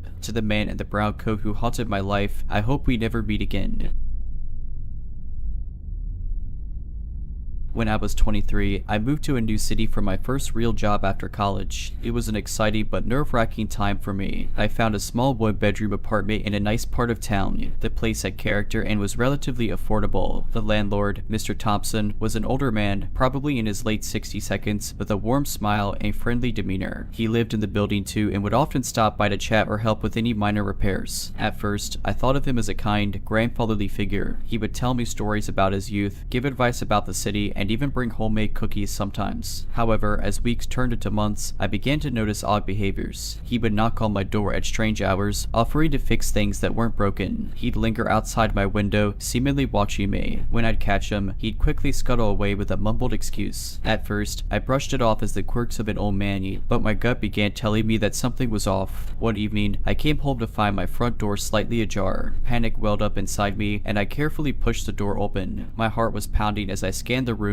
but everything seemed in place. I called Mr. Thompson, who hurried over, concern etched on his face. He checked the apartment, reassuring me that everything was fine. He suggested the door might not have latched properly when I left. Still, the incident left me unnerved. I began to pay more attention to Mr. Thompson's behavior, growing increasingly suspicious. I noticed that he seemed to know things about me that I had never shared, like my daily schedule, my family back home, even my favorite foods. I began to wonder if he was going through my personal belongings. The thought was terrifying, but I had no concrete proof. The idea that the friendly old man I'd grown to trust could be violating my privacy seemed absurd. A few weeks later, I went on a short vacation with some friends. Before leaving, I set up a small hidden camera in my living room, more to ease my mind than anything else. I told myself that I was just being paranoid. When I returned, I immediately checked the footage, not expecting to find anything. I was wrong. The footage showed Mr. Thompson entering my apartment multiple times while I was away. He went through my drawers, examined my personal items, even sniffed my clothes. He sat on my couch, watching my television, eating food from my fridge. I was horrified and disgusted. The friendly facade had hidden something dark and twisted. I confronted Mr. Thompson, anger and fear in my voice. He stammered, trying to come up with excuses, but I was having none of it. I called the police, who arrived to take statements and review the footage. It turns out, I wasn't the first tenant to experience this. Previous renters have reported similar incidents, but there had never been enough evidence to take action. Mr. Thompson was arrested, and I immediately moved out, finding a new place across town. But that wasn't the end of it, not by a long shot. As I was settling into my new home, I received a call from Detective Simmons, the officer handling my case. He informed me that they'd found something chilling during their search of Mr. Thompson's apartment. In a hidden compartment, they discovered photographs, journals, and personal items belonging to various tenants, including me. The journals were filled with detailed observations, fantasies, and plans. The realization that Mr. Thompson had been obsessively watching and documenting my life was a nightmare come true. I was left to grapple with the trauma, haunted by the thought of what could have happened if I hadn't discovered the truth. With therapy and the support of friends and family, I began to rebuild my life. But the sense of violation and betrayal lingered. Months after the discovery, my life had started to return to some semblance of normality. Mr. Thompson had been placed under house arrest, awaiting trial. I had a restraining order against him, but I still felt a lingering sense of unease. One day, I was scrolling through social media when I stumbled upon a profile that seemed oddly familiar. The profile picture was a blurred image, but something about it caught my eye. The account was following several people connected to me, friends, family, even colleagues. Curiosity getting the better of me, I began to dig deeper. What I found sent chills down my spine. The account had been posting pictures of me taken from afar at various locations around the city. Some were taken from outside my new apartment, others while I was out with friends or even grocery shopping. I immediately called Detective Simmons, who began an investigation. They traced the account but hit dead ends. It was all very professional, masked through various IP addresses, leaving no direct trace back to Mr. Thompson. But I knew it was him. The court date was drawing near, and I could feel the tension building. Sleep became elusive, and paranoia crept back into my life. One evening, while walking back home, I noticed a car that seemed to be following me. I tried to dismiss it as my mind playing tricks, but the nagging feeling persisted. I took a circuitous route home, glancing over my shoulder every few steps. The car remained, always a block or two behind, never overtaking, never stopping. Panicked, I called a friend who lived nearby and headed to their place instead of my own. The car continued to follow until I reached my friend's building, where I lost sight of it. My friend let me stay the night, and I explained the situation. Together we decided it was time to take more serious precautions. I hired a private security firm to watch my apartment and accompany me to and from work. They installed extra security measures, and I felt a small sense of relief. The day of the trial finally arrived, and I faced Mr. Thompson in court. His eyes, once warm and friendly, story now looked cold and calculating. He denied everything, his lawyer painting me as an overreactive, paranoid young woman, but the evidence was solid, the hidden camera footage damning. Other former tenants came forward, bolstering my case. Mr. Thompson was found guilty and sentenced to several years in prison. I felt a weight lifted, but the victory was bittersweet. The social media account was shut down, and the stalking seemed to stop, but I knew that it wouldn't truly be over. I moved again, this time to a different city, leaving behind friends and a job I loved. I started fresh, determined not to let the experience define me. Years have passed, and I've built a new life, but the scars remain. Trust doesn't come easily, and I always find myself looking over my shoulder, expecting to see that familiar face or the glint of a camera lens. I often think about the other tenants, those who didn't realize what was happening, and wonder how many lives Mr. Thompson has silently invaded. I share this story now as a warning and a reminder. Always trust your instincts. If something feels off, it probably is. To Mr. Thompson, the landlord who turned my life into a living nightmare, let's never meet again.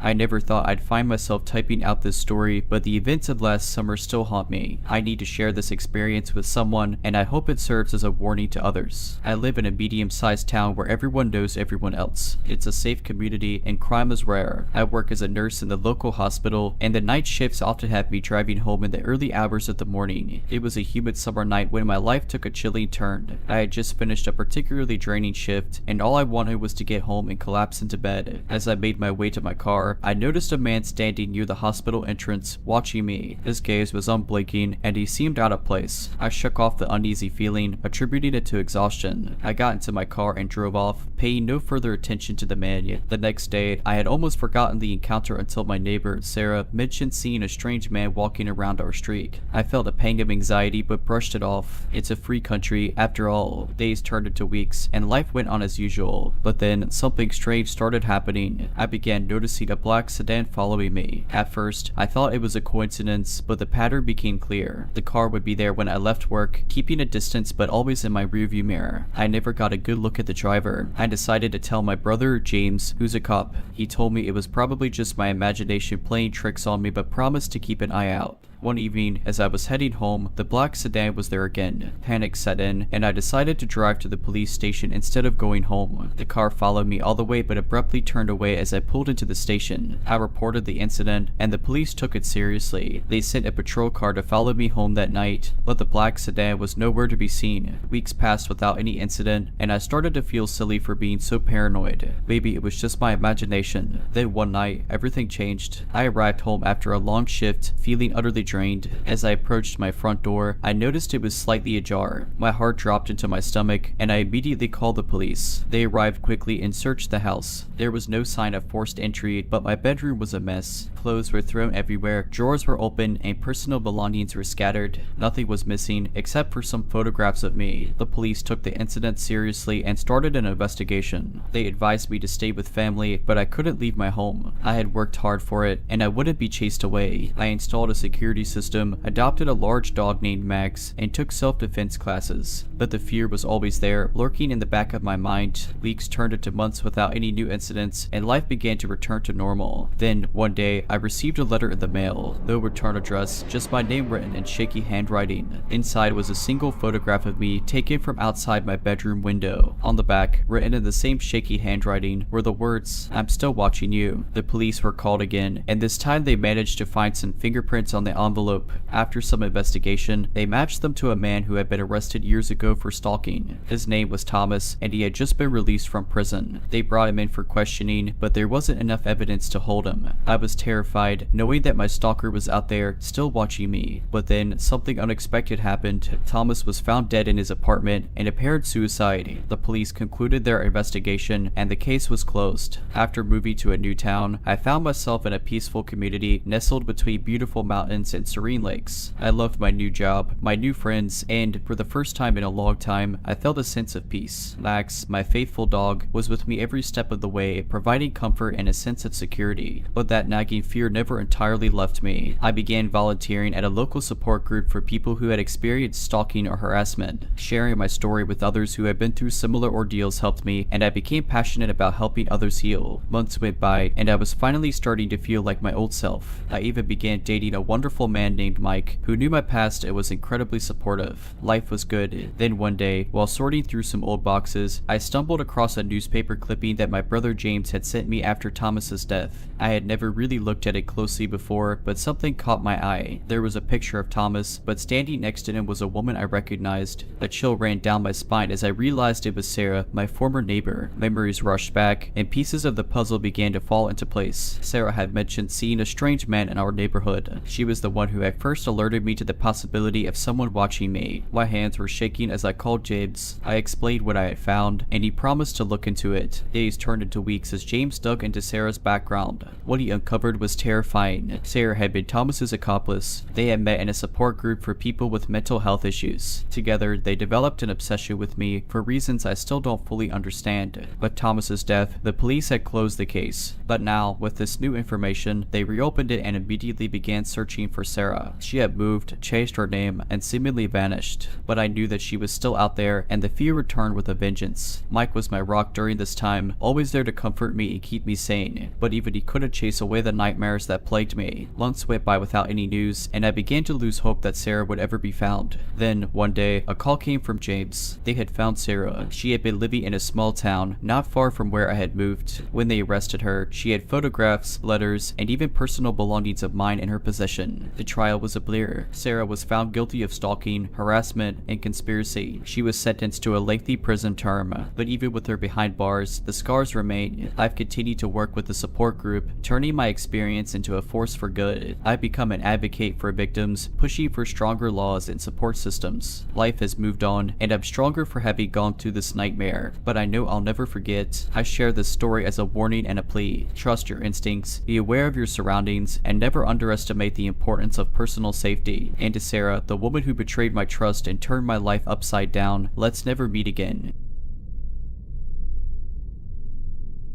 So, this happened a couple of years ago, and I've only just found the courage to write about it. It's something that has haunted me since, and I thought sharing might help me cope. I had just moved to a new city, and I was living alone for the first time. My apartment was located in a reasonably good area, but being new, I didn't know anyone. A month or so into my new life, I began to notice some odd occurrences. It started with small things. Sometimes I would come home to find my curtains drawn when I was sure I had left them open, or lights turned off that I had left on. I brushed it off as being forgetful or the work of my landlord who perhaps entered the apartment while I was at work. A few weeks later, it escalated. I found a picture frame on my bedside table face down. It contained a photograph of my family. This sent a chill down my spine, but again, I rationalized it as maybe the wind knocking it over or something equally benign. Then, the letters started to arrive. The first letter was a simple, "Hi, welcome to the neighborhood." It was unsigned and written in what looked like a child's handwriting. I figured it was a neighbor trying to be friendly and thought little of it. The next letter, however, was not so innocent. "I hope you like living here. I'm watching you." My heart stopped when I read those words. I immediately checked all the locks on my doors and windows. Nothing seemed out of place. I began to keep my curtains closed and double-checked everything before leaving my apartment. A week went by and another letter arrived. This one was even more disturbing. "You look beautiful in that blue dress today." That was the exact dress I'd worn to work that day. I felt a cold shiver run down my spine, realizing that this was not a random occurrence. Someone was watching me. I immediately contacted the police, who took my statement and advised me to keep a record of anything strange. They said they would patrol the area more frequently, but there wasn't much else they could do without more evidence. Days turned into weeks, and the letters continued. They grew more and more personal, describing what I had done during the day, what I had eaten, and even what I had watched on TV. I felt trapped, constantly looking over my shoulder, jumping at every sound. One night, I woke up to the sound of tapping on my window. My heart pounded in my chest as I crept towards the noise. I peeked through the curtains and saw a shadowy figure standing outside, looking up at my window. I screamed and called the police, who arrived within minutes. They searched the area but found nothing. No evidence, no footprints, nothing. I was losing sleep, becoming paranoid, and feeling like I was losing my mind. A few days later, I received a package. Inside was a lock of my hair and a note. "I could be closer if I wanted. Be thankful I'm not." I broke down, terrified for my life. The police took the package as evidence, and finally they had something tangible to work with. After an exhaustive investigation, investigation, they discovered that a man living in my building had been stalking me. He had access to the building's security cameras and had been following me for months, watching my every move. The man was arrested and charged with stalking and harassment. As it turned out, he had a history of similar behavior, and I was just his latest victim. Life seemed to return to normal, but the deep-rooted fear from that experience still clung to me. I became involved in a local support group for people who had been through similar traumas. It helped, but my confidence in the world had been shaken. The man was found guilty, and a restraining order was issued. Knowing that he was behind bars gave me a sense of security, but I was still looking over my shoulder constantly, always alert to any sign of danger. Months turned into years, and the scars began to heal. I moved into a new relationship and started to rebuild my life. But as much as I wanted to put the past behind me, there were still those nights when I would wake up in a cold sweat, remembering the terror I'd felt. Then, one day, I received a call that sent my world crashing down again. The man had been released on parole. My heart dropped into my stomach as the officer explained the terms of his release, assuring me that he would still be monitored and that the restraining order was still in effect. But all I could think of was him out there, possibly still obsessed with me. My partner, aware of my past, was incredibly supportive. We installed a new security system, and I informed my workplace and friends about the situation. But the nagging fear returned, consuming me once again. Weeks went by without incident, and I tried to convince myself that he had moved on. Maybe he had changed, found help, and was no longer a threat. Then, one evening, I received an anonymous email. The message was short and chilling. "I still remember you." I felt like I was going to throw up.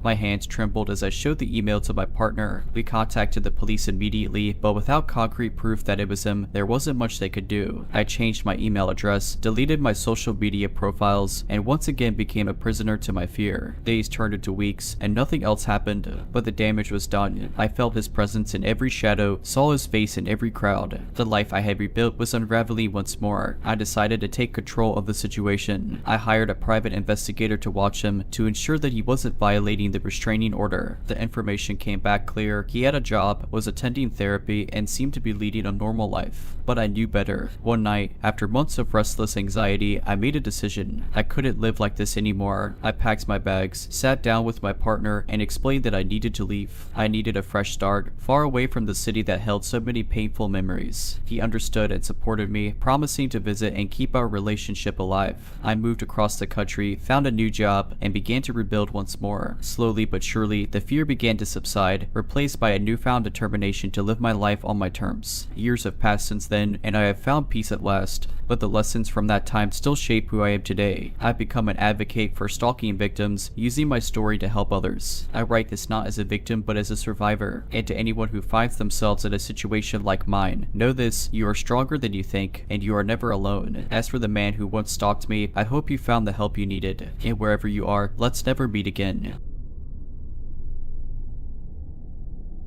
Living in a small town, you never really think that anything dangerous could happen to you. That's why, on a beautiful summer evening, I decided to take a stroll to a nearby park. I often went there to read a book, watch the sunset, and enjoy some peace. On this particular day, I noticed something unusual: a white van parked at the edge of the parking lot. It didn't look like any service vehicle I had seen before. It had no windows, and there were no logos or business markings. Something about it sent a chill down my spine, but I shrugged it off as my imagination playing tricks on me. As I settled into my favorite spot under a large oak tree, I pulled out my book and began to read. The park was quiet, and I was lost in my thoughts. But then, out of the corner of my eye, I noticed movement near the van. A man was standing there, looking directly at me. He was tall, had a scruffy beard, and wore a stained red baseball cap. Our eyes met, and I felt my heart skip a beat. He didn't look away. I tried to return to my book, telling myself I was overreacting, but the feeling of being watched wouldn't leave me. After a few minutes, I looked up again, and the man was gone. Relief washed over me, but it was short-lived. I heard footsteps. Glancing around, I spotted him again, now walking towards me, his eyes still fixed on me. My instinct screamed at me to leave, and I didn't hesitate. I quickly gathered my things and began walking towards the exit, never looking back. I could hear his footsteps getting closer, so I broke into a run, my heart pounding in my chest. I made it to my car, locked the doors, and sped away. Looking in the rearview mirror, I saw him standing in the middle of the road, watching me drive away. I got home, locked all the doors, and called the police. They took my statement but said there was little they could do without more evidence. Sleep didn't come easily that night. The next day, I spotted the white van again, this time parked near my workplace. Panic set in, but I told myself it was a coincidence. Days turned into weeks, and I kept seeing the van outside my house near my gym, always lurking. I never saw the man's face again, but I knew he was there watching. I reported each sighting to the police, but they were never able to catch him in the act. My friends and family were supportive, but I could tell they were skeptical. I began to feel like I was going crazy. Then, one evening, everything changed. I was leaving a friend's house, and as I walked to my car, I saw the van parked across the street. Fear gripped me, but I was tired of running. I pulled out my phone and began recording. I approached the van, my hands shaking. I could see movement inside, and as I got closer, I realized the door was slightly ajar. I was about to call the police when I heard a whimper. My blood ran cold as I approached the door, my mind racing with what I might find. The whimper turned into a cry, and I knew I had to act. I pulled open the door and was met with a sight that will haunt me forever. Inside were several children, bound and gagged, their eyes wide with terror. I immediately called 911, my voice trembling as I described what I had found. The operator told me to stay put, but I knew I had to get those children to safety. I quickly untied them and led them to my car, all the while looking over my shoulder for the man. The police arrived within minutes, and the children were taken to safety. An investigation was launched, and the man was eventually caught. He was part of a human trafficking ring that had been operating in the area for years. I was hailed as a hero, but I didn't feel like one. The trauma of what I had experienced and what I had seen stayed with me. I moved away from that town, needing a fresh start, but I know I'll never forget what happened. I'll never forget those children's faces, the terror in their eyes, or the man who stalked me. Months had passed since the harrowing encounter with the man in the red baseball cap, and I had settled into my new life in a different town. I was seeing a therapist to help deal with the trauma, and things were starting to feel normal again. But deep down, I knew I couldn't just move on. The experience had changed me, awakened something in me that I couldn't ignore. I became involved in advocacy work, volunteering with organizations dedicated to combating human trafficking. I shared my story at seminars and workshops, hoping to raise awareness about this heinous crime that lurked in the shadows of our communities. One day, I was approached by a detective named Sarah who was working on human trafficking cases. She had heard my story and wanted my help. At first, I was hesitant. The memories were still fresh, and the idea of getting involved in a real investigation terrified me. But Sarah was persistent, and I realized that I had a unique perspective that could make a difference. I agreed to help. Working with Sarah, I began to understand the depth and complexity of the problem. It was more widespread than I had ever imagined, and it was happening right under our noses. We focused on a particular case that had been troubling the local police for months. Girls were going missing, and there were few leads. The only connection was a series of mysterious social media accounts that lured young women with promises of modeling contracts or lucrative jobs. I immersed myself in the online world, trying to understand how these predators operated. It was a dark and disturbing journey, and I often felt overwhelmed by the sheer depravity I encountered. But I kept going, driven by a determination to make a difference. After weeks of painstaking research and analysis, we began to see a pattern. We identified several key players who were part of an organized ring. They were using sophisticated methods to target vulnerable young women, lure them in, and then exploit them. With this information, the police were able to launch a sting operation. I was involved every step of the way, working closely with Sarah and her team. The day of the operation was nerve-wracking. We had one chance to catch these criminals in the act, and the stakes were high. As the hours ticked by, I watched from a surveillance van, my heart pounding in my chest. The tension was palpable, and I couldn't help but think about the girls whose lives were on the line. Finally, the moment came. The police swooped in, arresting several key members of the ring. The operation was a success, and I felt a surge of triumph mixed with relief. In the following weeks, the full extent of the operation was revealed. Dozens of girls were rescued, and a network of traffickers was dismantled. I knew that our work was just a small victory in a much larger battle, but it felt like a step in the right direction. The experience strengthened my resolve to continue fighting against human trafficking. I knew that I had a role to play, and I was committed to doing everything I could to make a difference. I also realized that healing was possible. By facing my fears and channeling them into something positive, I have found a way to move forward. So to anyone who finds themselves in a dark place, know that there is hope.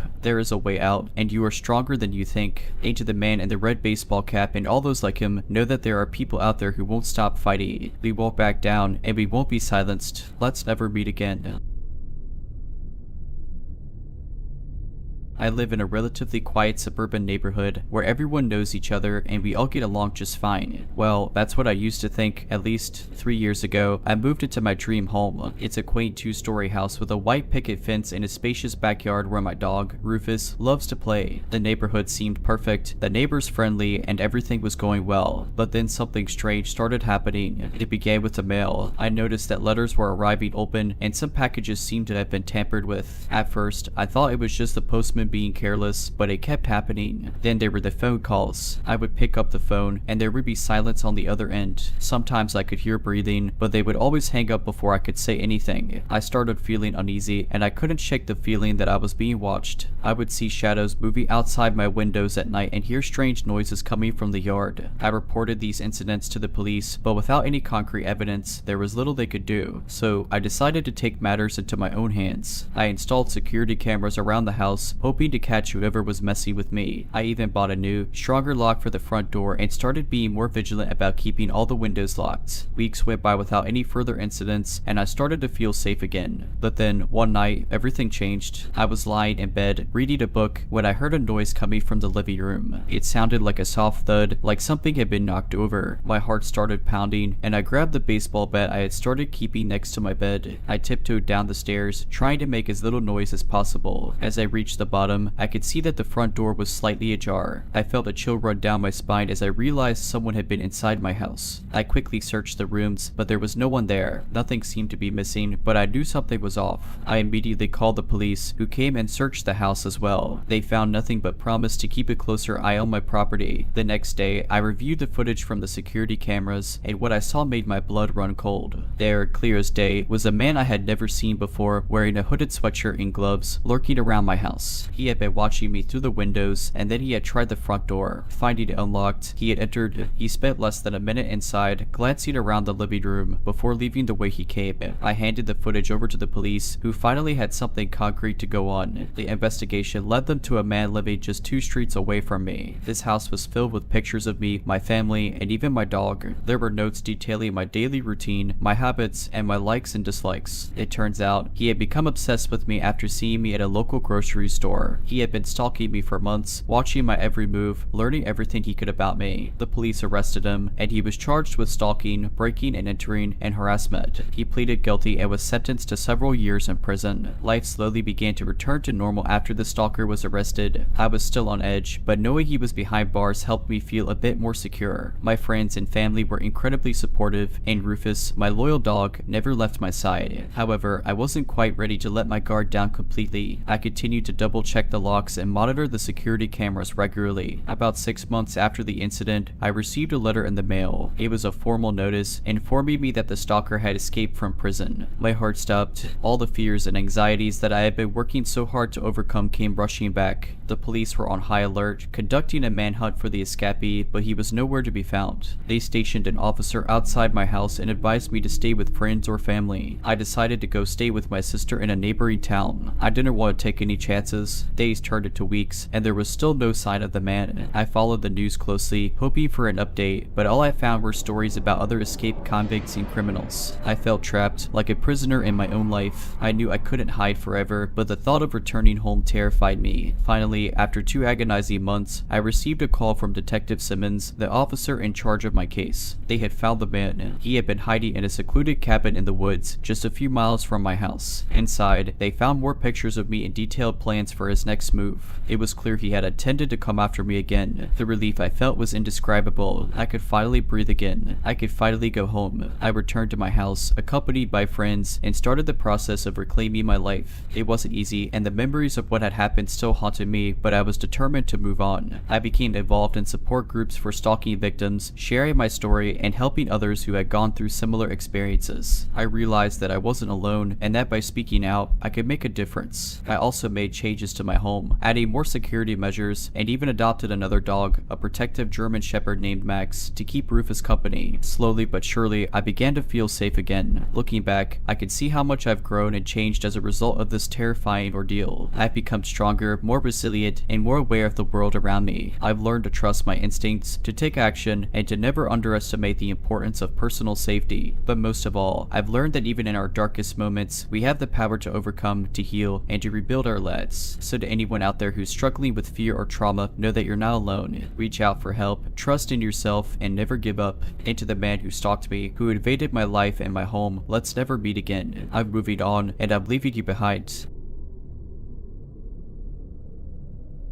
I've always enjoyed walking through the park in the evenings. The way the trees would catch the light of the setting sun and the distant laughter of kids playing always filled me with a sense of peace. That is until one summer evening, something happened that I'll never forget. It started as a regular walk through my local park, a big open space filled with trees and small walking trails in the suburbs. On that day, I decided to explore a path I'd never been down before. I figured it would be a nice change of pace, and besides, I was in the mood for some adventure. I started down the narrow trail, flanked by tall, whispering trees. The path was less maintained, with overgrown grass and bushes scratching at my legs. The deeper I went, the quieter it became, the only sound being my footsteps on the worn path. I was about halfway down the trail when I heard something that sent a chill down my spine, a faint rustling in the bushes behind me. I paused and turned, scanning the trees, but saw nothing. It must be a squirrel or a bird, I told myself, and continued on my way. But the rustling persisted, always seeming to be just a few steps behind me. It grew louder and more deliberate, and a sinking feeling settled in my stomach. Something was wrong. I quickened my pace and pulled out my phone, ready to call someone if necessary. My heart was pounding in my chest, and every instinct told me to run, but I forced myself to stay calm. The rustling grew closer, and I knew that I was not alone. I made it to the end of the trail, which opened into a small clearing. I glanced behind me one more time, and that's when I saw him, a man dressed in tattered clothing, his face obscured by a hood. He was lurking at the edge of the trail, watching me. His eyes, pale and wild, were fixed on me, and they filled me with an indescribable terror. I've never run so fast in my life. I sprinted back down the path, not daring to look back, all the while hearing his footsteps chasing after me. My mind was racing, adrenaline pumping through my veins. I knew I needed to find a way out, to get back to the main park area where people would be. The man's footsteps were relentless, always just a few steps behind me. I could hear his heavy breathing and feel his presence like a dark shadow. Finally, I saw the familiar trail that led back to the park. I made a sharp turn, hoping to lose him, but he was still there, always following me. I made it to the main area of the park, where there were still a few people around. I ran up to a group of joggers, my voice trembling as I explained what had happened. They were kind enough to call the police, and I stayed with them until the officers arrived. I gave them a description of the man, and they searched the area, but he was gone. The trail and the clearing were empty, only the whispering trees bearing witness to what had occurred. The police took my statement and advised me to avoid that trail in the future. They said they would keep an eye on the area, but I knew in my heart that I would never go back there again. Weeks turned into months, and the incident became a haunting memory, always lingering in the back of my mind. I would often find myself glancing over my shoulder, expecting to see those pale, wild eyes watching me. I later found out that the trail had been the site of some criminal activity in the past,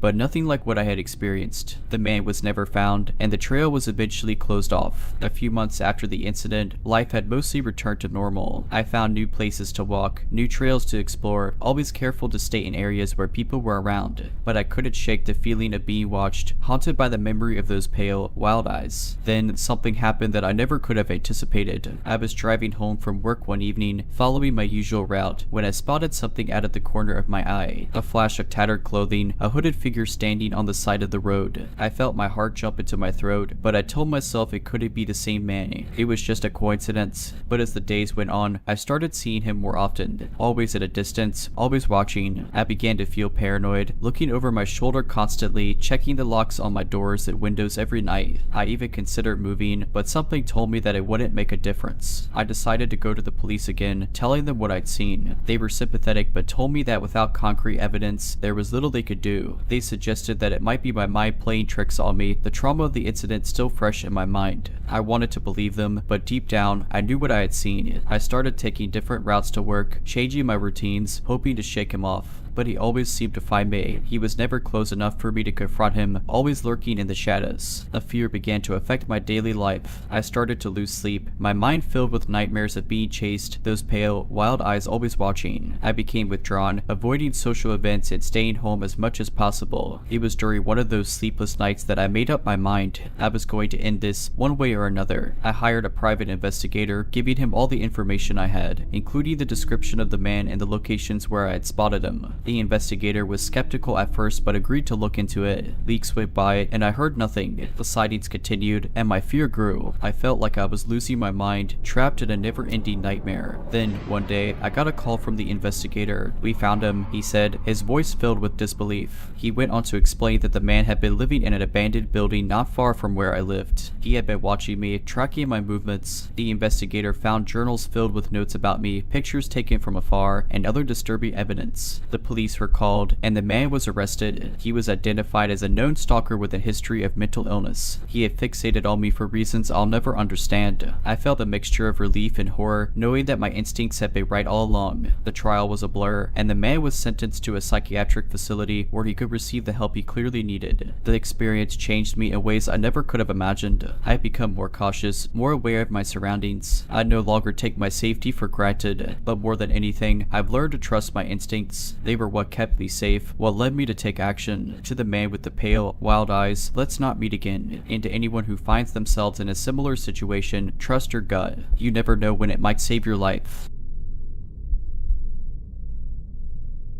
It was the summer after my sophomore year of college when I took a job as a delivery driver for a local pizza place. The job was simple: take orders, load up my car, and drop off the food. I figured it would be easy money, but there was one delivery that changed everything. It started on a regular Friday night. The place was buzzy with calls, and the ovens were working overtime. Around 8:30 p.m., an order came in for a delivery to the outskirts of town, an area I wasn't very familiar with. The instructions were specific: leave the pizza at the back door, ring bell 3 times, cash under the mat. Strange, I thought, but nothing too out of the ordinary. I took down the address, grabbed the order, and headed out into the night. My old car's headlights illuminated the dark roads as I made my way to the edge of town, guided by my GPS. The house was nestled at the end of a long, winding driveway, surrounded by overgrown trees and bushes. The whole place had a neglected look about it, with peeling paint and windows that were too dark to see through. I parked my car and grabbed the pizzas, my mind on the cash tip waiting for me under the mat. As I approached the back door, I noticed how quiet it was. There were no lights on in the house, no sounds of people inside, just the distant chirping of crickets and the rustling of the wind. I placed the pizza boxes by the back door as instructed and rang the bell 3 times. As I reached under the mat for the money, something caught my eye. A glimmer of light from a window, a shadow moving inside. I froze, a chill running down my spine. Who was watching me? I grabbed the cash and hurried back to my car, my heart pounding in my chest. As I pulled out of the driveway, I glanced back at the house one more time. The front door was open. I didn't waste any time getting back to the pizza place, my mind racing with questions. Who lived there? Why did they want the delivery at the back door? And what was that shadow? When I got back, I told my manager about the strange delivery. He laughed it off, telling me I was letting my imagination get the best of me, but I couldn't shake the feeling that something was off. Over the next few weeks, I continued my regular deliveries, trying to forget about that night. But then, the calls started. At first, they were just hang-ups. I'd answer the phone, hear a breath on the other end, and then silence. But they grew more frequent, always coming from the same number. Then, one night, the caller spoke. 3 rings. Back door. You know where. The voice was low, raspy, almost a whisper. I felt a shiver run down my spine. Who is this? I demanded, but the line went dead. I looked up the number and my blood ran cold. It was the same address as the strange delivery. I told my manager about the call, but again, he brushed it off. Just a prank, he said, but I couldn't shake the feeling that it was something more. Days turned into weeks, and the calls continued. Always the same message, always the same voice. 3 rings. Back door. You know where. I started to feel like I was being watched. I'd catch glimpses of shadows in the rearview mirror, hear footsteps behind me when I was out on deliveries. I became paranoid, always looking over my shoulder, jumping at the slightest sound. One night, I was closing up the shop, locking the doors, and turning off the lights when I heard it. A ring, then another, then a third. My heart stopped. I looked out the window, and there, standing by the back door, was a figure. Tall, hooded, obscured by shadows. 3 rings. Back door. You know where. I don't remember how I got home that night. All I remember is the terror, the certainty that I was in danger. I quit the job the next day, unable to shake the fear that had taken hold of me. I moved to a different town, changed my number, and tried to start fresh. Months after leaving the town and the job behind, I found myself settling into a new routine, living in a new place, and making new friends. The nightmares were less frequent, and the memories of that summer began to fade into the background. But something about it still nagged at me, the voice, the shadow, the rings, they were all connected somehow, and I couldn't shake the feeling that I was missing something. One day, while browsing online, I stumbled across a news story that made my blood run cold. A house on the outskirts of my old town had burned down. Firefighters had discovered the charred remains of an old man inside. The report said he was a recluse, rarely seen by neighbors, living alone in the decaying house. It was the same house I delivered the pizza to. I felt a chill run down my spine as I read further. The investigators had found something strange in the wreckage, a room filled with photographs, maps, and notes. All of them were of me. The realization hit me like a punch to the gut. The man had been stalking me, watching my every move, tracking my routines, even calling me to taunt me with his cryptic messages. I couldn't breathe, couldn't think. All I could see were those pale, wild eyes watching me from the shadows. The article went on to say that the fire had been ruled an accident, but something about it didn't sit right with me. The timing, the location, the eerie connection to my own experiences, it all pointed to something more sinister. I began to dig deeper, scouring online records and newspaper archives, driven by a need to understand what had really happened. What I found was a dark web of secrets, lies, and obsession. The man had been a notorious criminal in his younger days, known for stalking and terrorizing his victims before striking. He'd been caught and imprisoned but had been released on parole years before I'd ever set foot in that town. The more I learned, the more horrified I became. His obsession with me had been no accident. He'd chosen me, targeted me for reasons I'll never truly understand. His notes were filled with twisted fantasies, plans for what he wanted to do to me. The calls, the rings, the shadow in the window, they were all part of his game, a way to draw me into his web. The fire, I realized, had been no accident. It had been a cover-up, a way to erase the evidence of his obsession. I went to the police with what I'd found, but they were skeptical. The fire had been ruled an accident, they said, and the case was closed. But I knew the truth. I knew what the man had planned, what he'd wanted to do to me. I've moved on since then, building a new life in a new place, far away from the memories of that summer. But I'll never forget the fear, the terror, the knowledge that I'd been targeted by a madman. I still find myself looking over my shoulder, still hear the ring of the bell in my ears. 3 rings, back door, you know where. To the man who stalked me, who planned to make me his victim, let's not meet again. And to anyone who reads this, trust your instincts. If something feels off, if you feel like you're being watched, don't brush it off. You never know when it might save your life.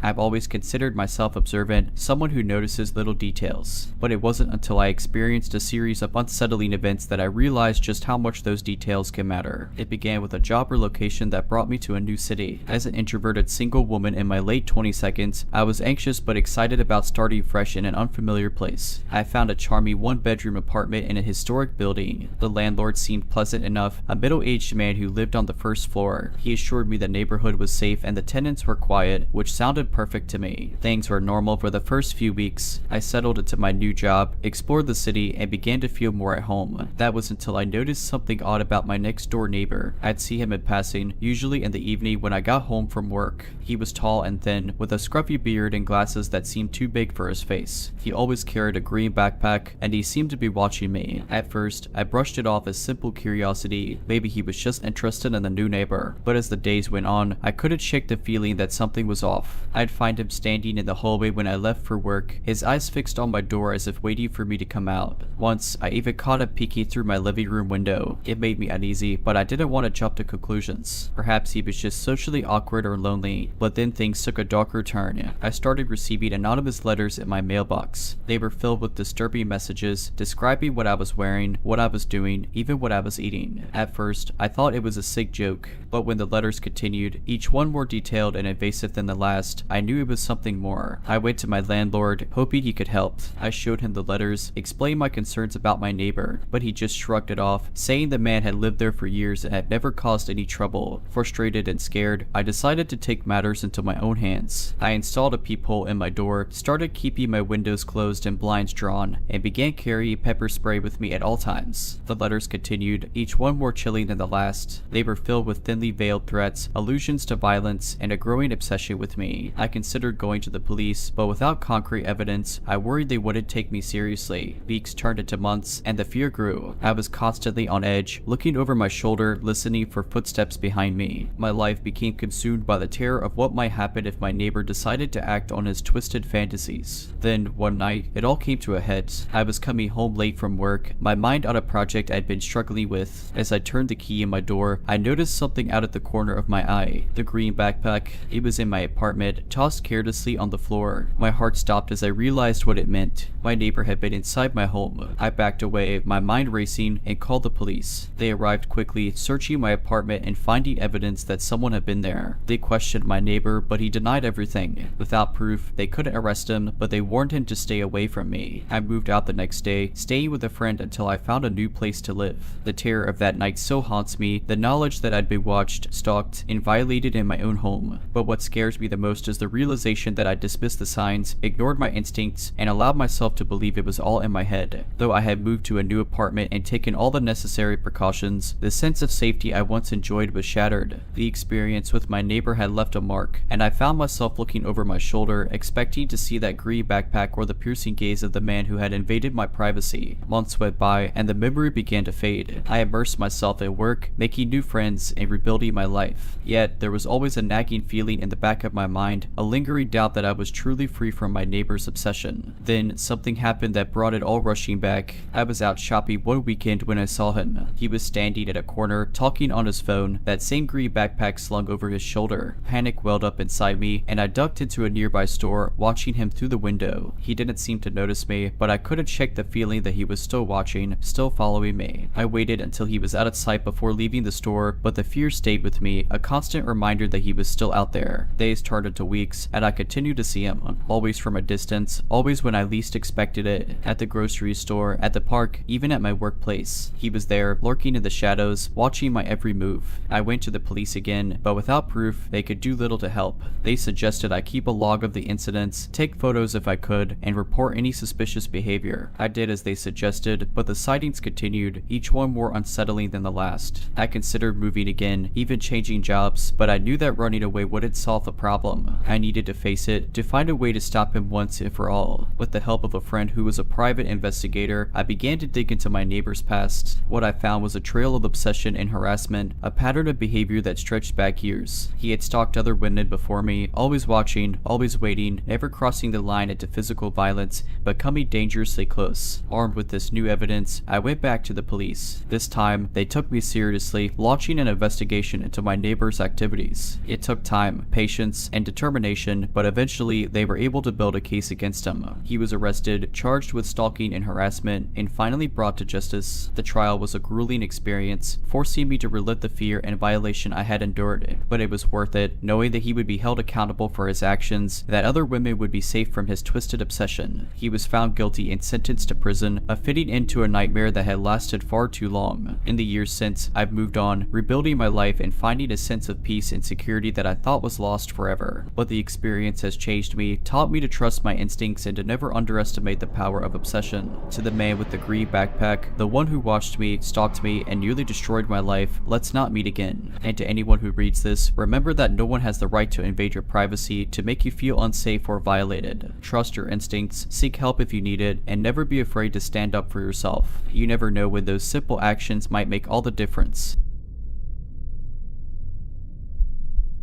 I recently graduated college and landed a job in a small coastal town. I rented a quaint little house that sat on a quiet street lined with tall oaks. The rent was cheap, the landlord was friendly, and the sea was only a stone's throw away. It seemed like a dream. About a month after moving in, I started to notice a pattern. Every Thursday, around 10 p.m., I'd hear a car idling outside my house. It was distant, never loud enough to be alarming, but consistent enough to catch my attention. At first, I thought it was just a neighbor arriving home late, but the sound would linger, sometimes for hours. I'd lie in bed, listening to the gentle hum of the engine, and a feeling of unease would grow. One Thursday, curiosity got the best of me, and I decided to take a look. I peeked through the blinds and saw a black sedan parked across the street. The windows were tinted, and I couldn't make out the driver. I remember feeling a chill. Something about that car didn't seem right. The next day, I mentioned it to a co-worker, expecting him to laugh it off. Instead, he grew serious and said, "You should report it to the police. We've had some burglaries around town recently." I felt silly calling the police over a parked car, but I followed his advice. The officer I spoke to said they'd send a patrol car to check it out the next Thursday, but the car didn't return that week, or the week after, or the one after that. I started to think I'd overreacted, that maybe it was just a coincidence. Fast forward a few months, and I had all but forgotten about the mysterious sedan. That was until I returned home one evening to find my front door ajar. Panic set in, and I called the police. I waited in my car as they searched my house. Nothing was missing, but they found evidence that someone had been inside. They asked about the black sedan, but I hadn't heard or seen it in weeks. I was rattled, and the police suggested I stay with a friend for a few nights. I followed their advice, and a coworker kindly offered his couch. A week passed, and I started to feel safe again. That's when the phone calls began. The first call came on a Thursday. I picked up, and there was silence on the other end. Thinking it was a wrong number, I hung up, but the calls kept coming, always on Thursdays, always silent. I reported it to the police, but there was little they could do without more evidence. I changed my number, but the calls continued. By this point, I was genuinely scared. I knew I was being targeted, but I didn't know why or by whom. I began to take precautions, installing security cameras and keeping my doors and windows locked at all times. Another month went by, and I started to receive letters. They were anonymous, filled with cryptic messages and veiled threats. The handwriting was shaky, and the words were chilling. The police were more involved by now, and they began to investigate seriously. They traced the letters and the calls but hit dead ends each time. I was living in a state of constant fear, knowing that someone was watching me, stalking me, but unable to stop them. Then, one Thursday night, I received a call that was different. The voice on the other end was raspy, and the words were slow and deliberate. "You can't escape." I felt a surge of terror and called the police immediately. They traced the call to a payphone near my house and sent officers to search the area. They found the black sedan, abandoned, with photos of me inside. The realization that I had been so closely watched, that my every move had been documented, sent me into a spiral of fear and anxiety. The police continued to investigate, but the trail went cold. They never found the person responsible. I moved away shortly after, leaving behind the coastal town and the house with the tall oaks. I changed jobs, changed my name, did everything I could to start fresh. Life had settled into a new normal, but the experience continued to haunt me. Despite moving to a different city and taking all the precautions, the terror of those events was something I couldn't shake off. Every once in a while, a car's engine would remind me of those nights, or the ring of the phone would send my heart racing. I even saw a therapist to help me cope with the lingering anxiety, but deep inside, I knew I would never feel completely safe again. About a year later, a break in the case came in the most unexpected way. I was watching the news one evening when a report about an arrest in a neighboring town caught my attention. The police had apprehended a man suspected of a series of burglaries and stalking incidents. The face that flashed on the screen sent a chill down my spine, the owner of that black sedan. I immediately contacted the detective who had handled my case. They reopened the investigation and found the connection. The man had been stalking multiple women, documenting their lives, and breaking into their homes. The pattern of behavior matched my experience precisely. His motives remained murky, and he proved to be an enigmatic figure during the interrogations. However, evidence gathered from his home showed a disturbing obsession with his victims. Notebooks filled with details, photographs taken without consent, and even personal items stolen from the women he stalked painted a terrifying picture. The legal process was long and draining. Testifying against him, facing the man who had turned my life upside down, was one of the hardest things I've ever done. Other victims came forward too, each sharing their harrowing experiences. He was eventually convicted on multiple counts, including stalking, harassment, and breaking and entering. The judge's sentence was harsh, reflecting the gravity of his crimes. The conviction brought some closure, but the scars remained. The ordeal had changed me in ways I couldn't have imagined, and the trust I once had in people and my surroundings had eroded. Years have passed since those events, and I've managed to rebuild my life. I've found love, success in my career, and even bought a house of my own. Let the lessons I learned during that terrifying time continue to shape how I approach the world. I share my story not for sympathy but as a warning. I want others to understand that danger can lurk where you least expect it, and that listening to your intuition and taking precautions can make all the difference. The world can be a beautiful place, full of opportunity and joy, but it can also be dark and frightening. Trust your instincts, protect yourself, and never underestimate the importance of paying attention to those seemingly insignificant details. To the man who stalked me, who made me live in fear and taught me the hard way that evil can wear many faces, let's not meet again. And to anyone who reads this, remember that your safety is in your hands. Be vigilant, be aware, and never hesitate to reach out for help if something doesn't feel right. You never know when those small actions could save you from a nightmare you never saw coming. A couple of years ago, I was living in a small town that was a blend of suburban and rural environments. The people were friendly, but like any place, it had its quirks and stories that the townsfolk liked to share. There was this one particular street that was always spoken of in hushed tones. Evergreen Lane. Evergreen Lane was an old, windy road flanked by thick woods on either side. Some houses were scattered along the stretch, each one seemingly older and more worn than the last. People said it was haunted or cursed, but most dismissed those stories as mere urban legends. I didn't believe in those stories either, not until one chilly evening. I was driving home from work, tired and just wanting to get into my warm bed. My usual route was closed due to construction, so the detour took me through Evergreen Lane. It was dark, and the thick trees seemed to swallow up the beams of my headlights. Halfway down the road, my car sputtered and died. I tried not to panic. I told myself it was just a coincidence, not some curse of Evergreen Lane. My cell phone had no signal, which was common in this secluded area. The only solution was to walk to the nearest house and ask for help. I began my trek down the dark, lonely road, every noise amplifying my growing unease. Then, in the distance, I saw a dim light from a window. It was a house, old and seemingly abandoned, but the light was a welcoming beacon. As I approached the house, I noticed that the light was coming from a candle in the window. The door was slightly ajar. My gut told me something was off, but the cold and my desperation pushed me forward. I knocked softly and called out, "Hello, my car broke down and I need some help.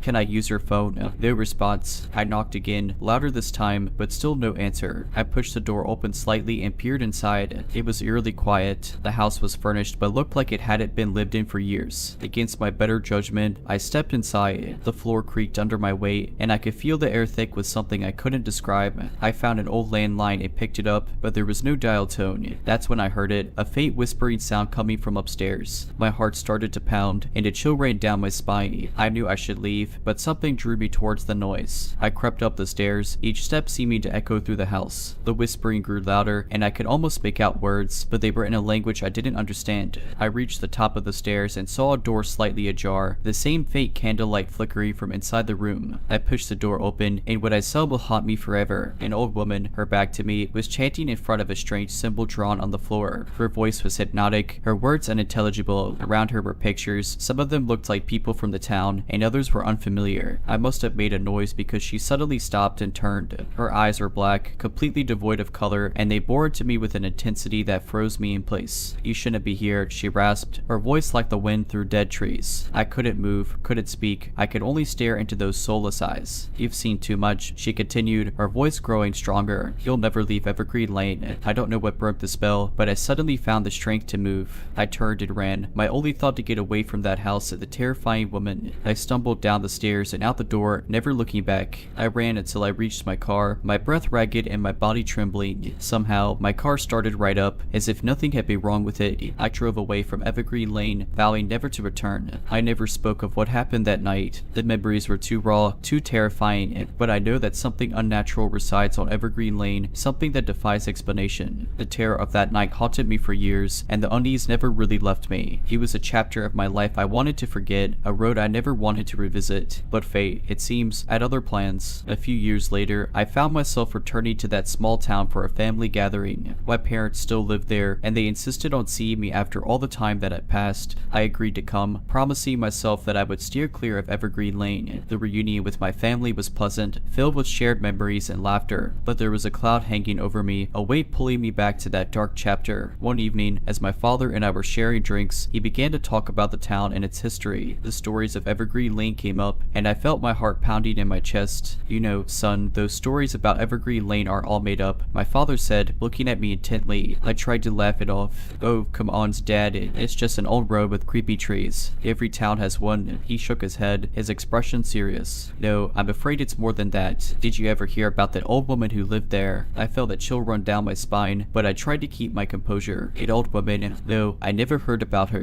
My father leaned closer, his voice dropping to a whisper. "She was a witch, or at least that's what they say. Some people in town claim to have seen her perform dark rituals, connecting her to the other side. She vanished one day, and no one knows what happened to her." My blood ran cold, and images from that night flooded back to me. I knew he was talking about the same woman, the same house. "Dad," I finally said, my voice trembling, "I think I've seen her." He looked at me, his eyes wide. "What do you mean?" I hesitated, knowing how crazy it would sound, but I had to tell him. I recounted the whole story, leaving nothing out. My father listened in silence, his face pale. When I finished, he looked at me, his eyes filled with fear and disbelief. "Son, we need to find find out what's going on there. That house, that woman, it's all connected to something much darker. Despite my terror, I knew he was right. The mystery of Evergreen Lane was calling me back, and I couldn't ignore it. The next day, armed with flashlights and a determination to uncover the truth, my father and I set out for Evergreen Lane. The road was just as I remembered, dark and foreboding. The trees seemed to reach out to us, their branches like gnarled fingers. As we approached the house, I felt the same sense of dread that I had felt years ago. But this time, I was not alone.